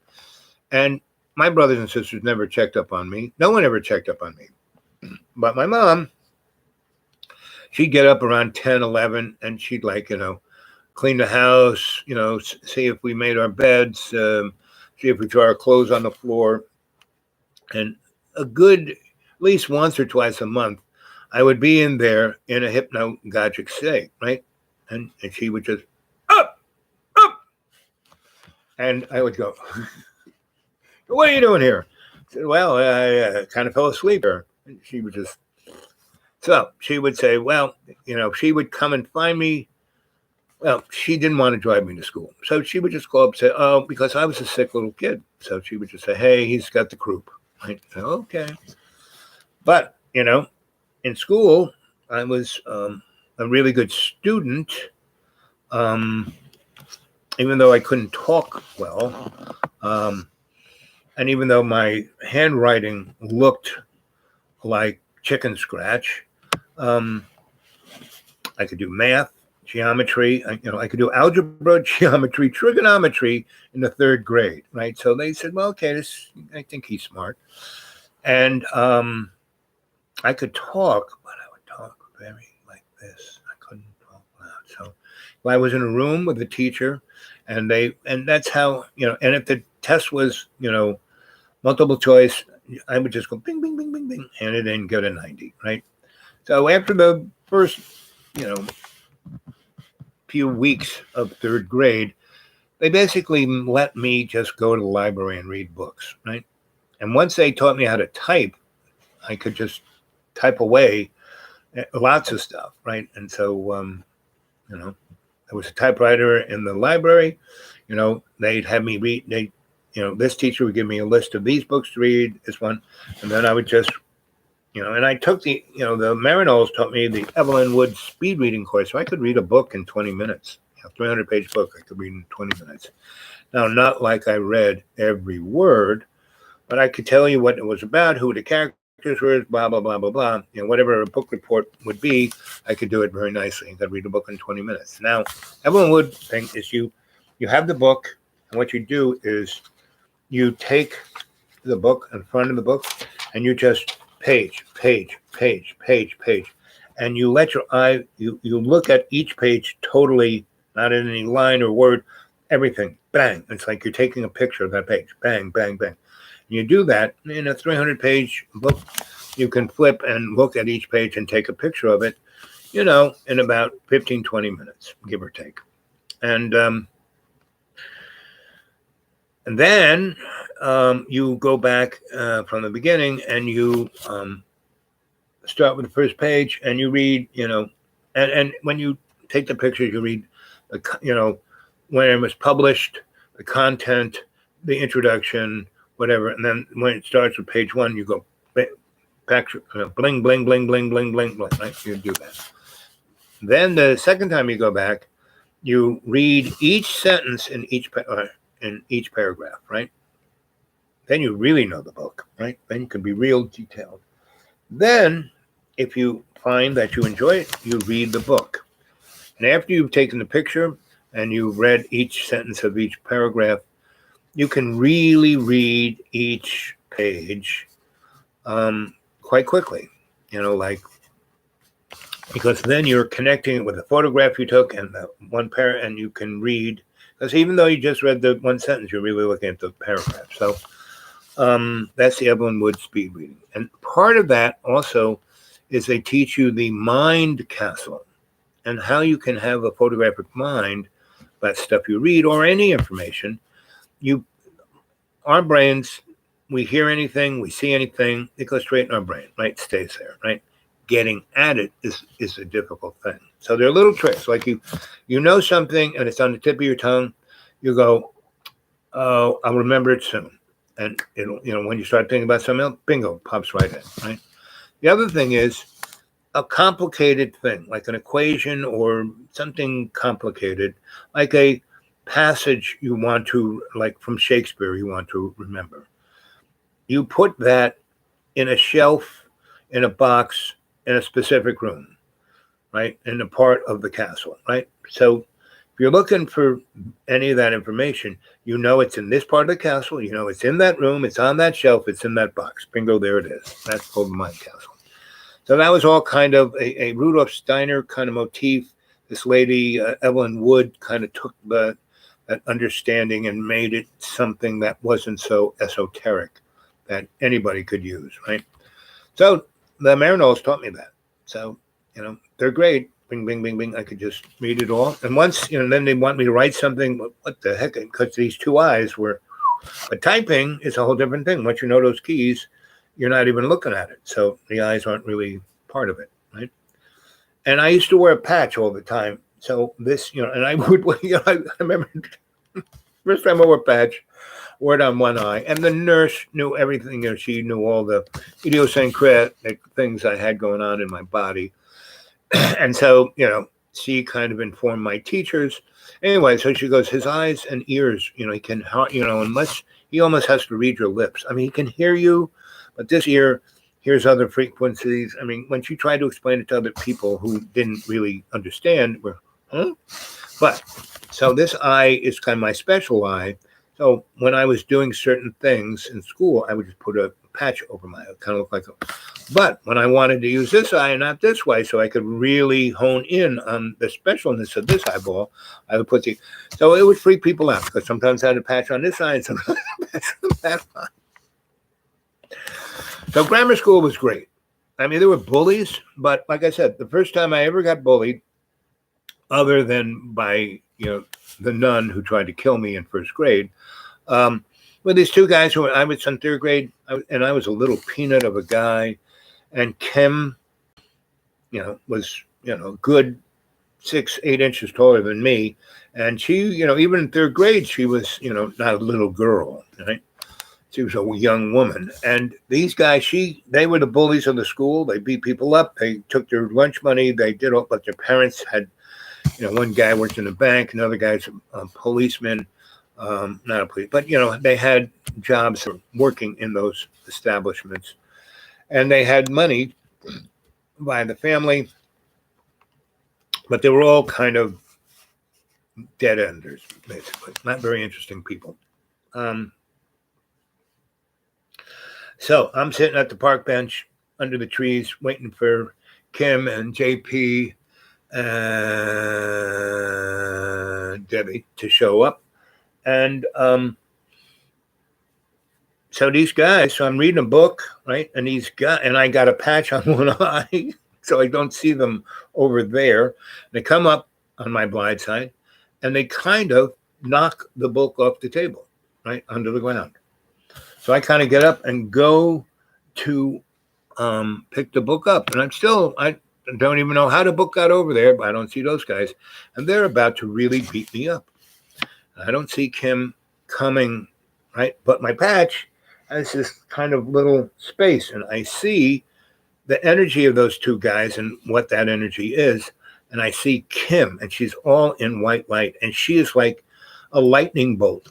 And she jumps up in the air, and she comes down on this guy right on his head and knocks him through the fence into the tree, and he's out. And then she turns around and kicks the other guy in the nuts, gets on his chest, and just starts wailing on his head and turns it into mush. By that time, two of the teachers have come and pulled her off, and so I have not an idea. Like I look at that guy, he's like unconscious. The other guy's mush, and Kim is, you okay, Hal? You okay? You okay? Yes, honey, I'm fine. I'm good. Thank you. Whatever you did. And so the teachers are talking. Well, those two boys got what they deserved, and you saved your friend. He was going to get really seriously beat up by these two, and you showed them.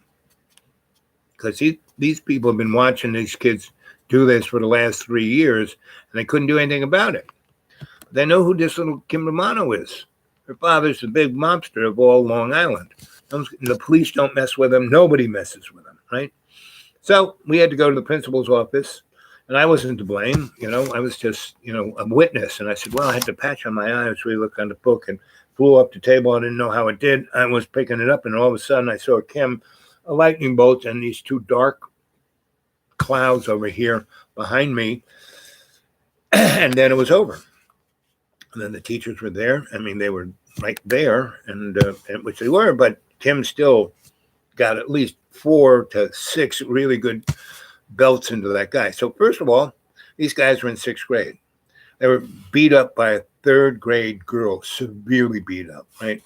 So basically what happened was, in the principal's office, the parents come, what happened to our little, oh my God, those children are terrible, blah, blah. And that's when Mr. Morano, showed up, and basically everyone just, oh, that little girl's the daughter of that man? Oh, well, it's okay. And then the police showed up and took the boys away. Because police knew these kids were no good and they had stole things, they had done things, set things on fire, but their parents got them out of the thing. So these boys went away. They did not come back to school. Anthony. Hola, Anthony. So, Anthony, we are talking about joy, and we're talking about living in the moment, right? And you'll have to go back and watch the last 2.5 hours of the story, because all I've been talking about is the crew, my grammar school crew, and what great joy I had. And it was about 3rd, 4th, 5th, 6th, 7th, 8th, 6 years I had with those guys. And we spent all school year together and all summer together. And it was amazing, right?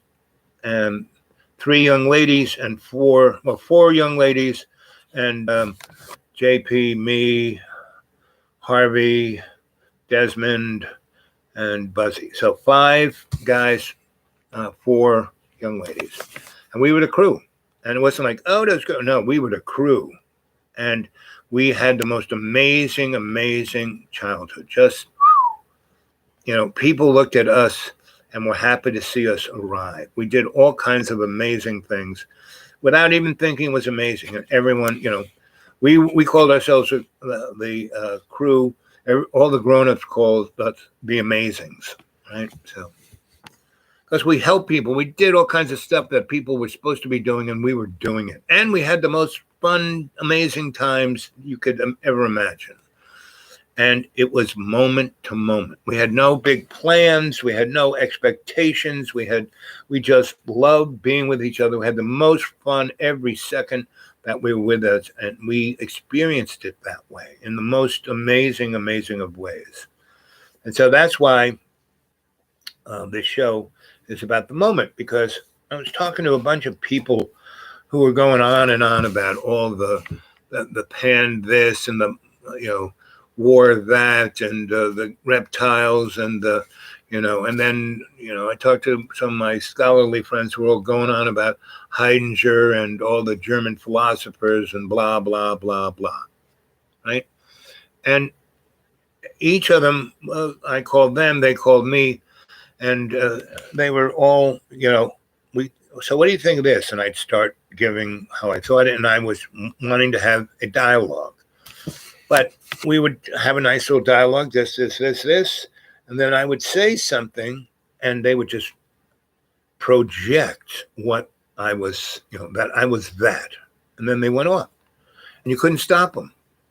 I walked out of the room, went and made myself a sandwich, came back, and they're still talking.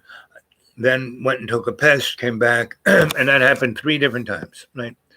And every time when I wanted to make a point, I said, I try, and I said, all you do is talk. All you do is talk. And straight up, Lacan, the French Freud, one of his big things was when people say, what your problem is, it's basically their problem, right?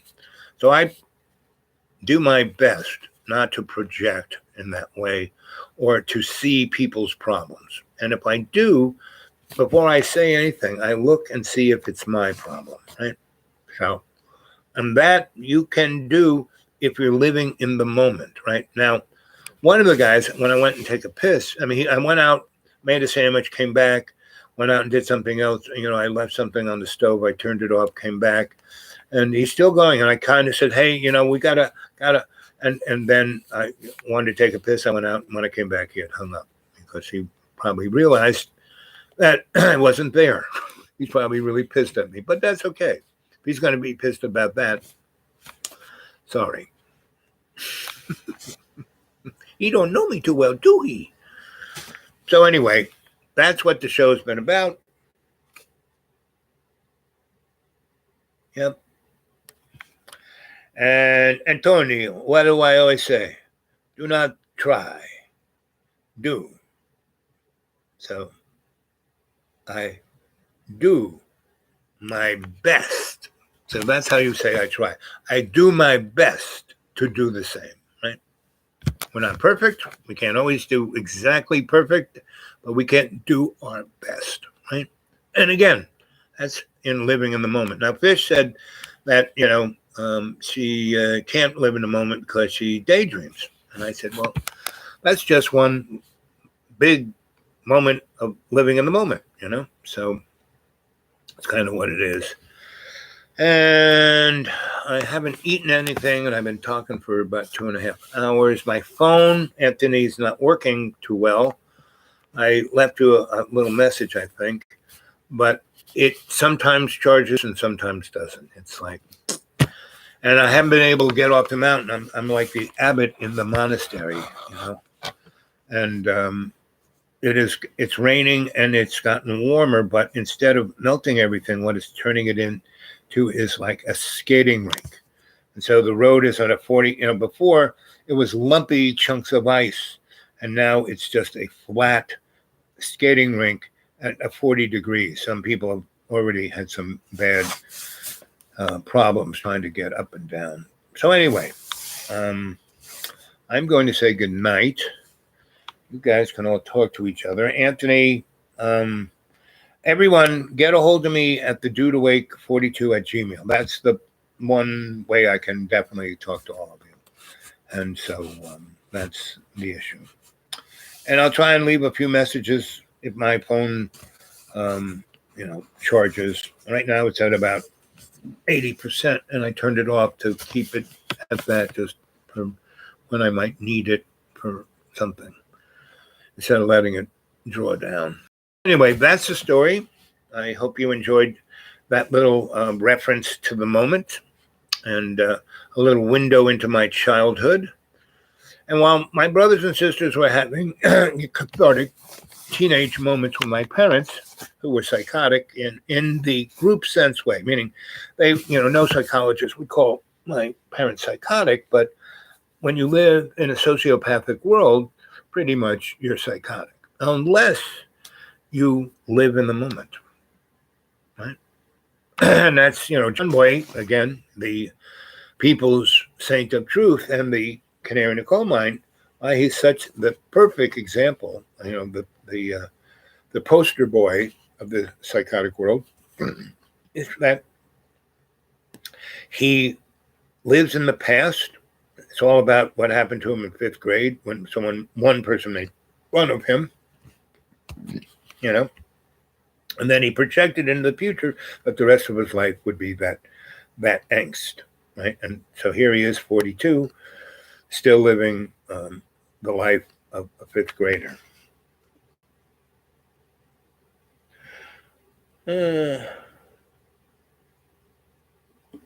Well, John is pretty much, there's a continuity of John. He's always the same way. I want this, I want that. Why can't it be, and then he does nothing. He just keeps going. He has a loop. We just go through the loop. Loop, loop, loop, loop, loop, loop, loop, loop, loop, loop, loop, loop, loop, loop. He's been doing it for 7 years. And pretty much, I'm sure he's been doing it for 42 years, and, and I've tried every little trick I have to get him. I mean, when he kind of gets, whatever state he's in, depending on what he's taking, caffeine, and he just doesn't have, like me, I have my morning cup, and not even a cup, morning 3-4 sips. That's all I need. Meaning that coffee cup that's sitting over there that has had the same coffee in it for the last 3 days. I'm just taking a sip here, sip there, and it's just getting stronger, but it's still almost half full. Now, that's how I drink coffee. I don't drink 40 cups, but sometimes I do, but it doesn't affect me like it has John. So he drinks one, then another, and another, and another, and then he's off to the race and keeps drinking it. So, I'm going to be here for a while, and as long as I'm iced in, I have no way of getting out. So it's what it is. So I'm taking the time to read, write, and make YouTubes. Because when I get out on the road, I won't be doing this as much as I'm doing it now while I'm a monk. This is my habit. Instead of going to the church and praying, I go to the YouTube and tell you a story. So, yeah, I'm gonna say goodnight, and because Anthony, it's like 1 o'clock. It's let's say 9, 10, 11, 12. 1 o'clock, give or take. So anyway, I'm gonna go, and depending on what the weather's like, and et cetera, I will, because I've been today. I didn't do one in the morning because I wrote a lot. I wrote about 10 pages of my story. Anyway, Anthony, have I sent you anything? Maybe because I can send you something. So we'll see how that works. Okay. And anybody else want to get a hold of me? The dudeawake42 at Gmail. You want me to send you some of my novels, my essays? Just, get a hold of me. And I'd love it if somebody put something in the old PayPal.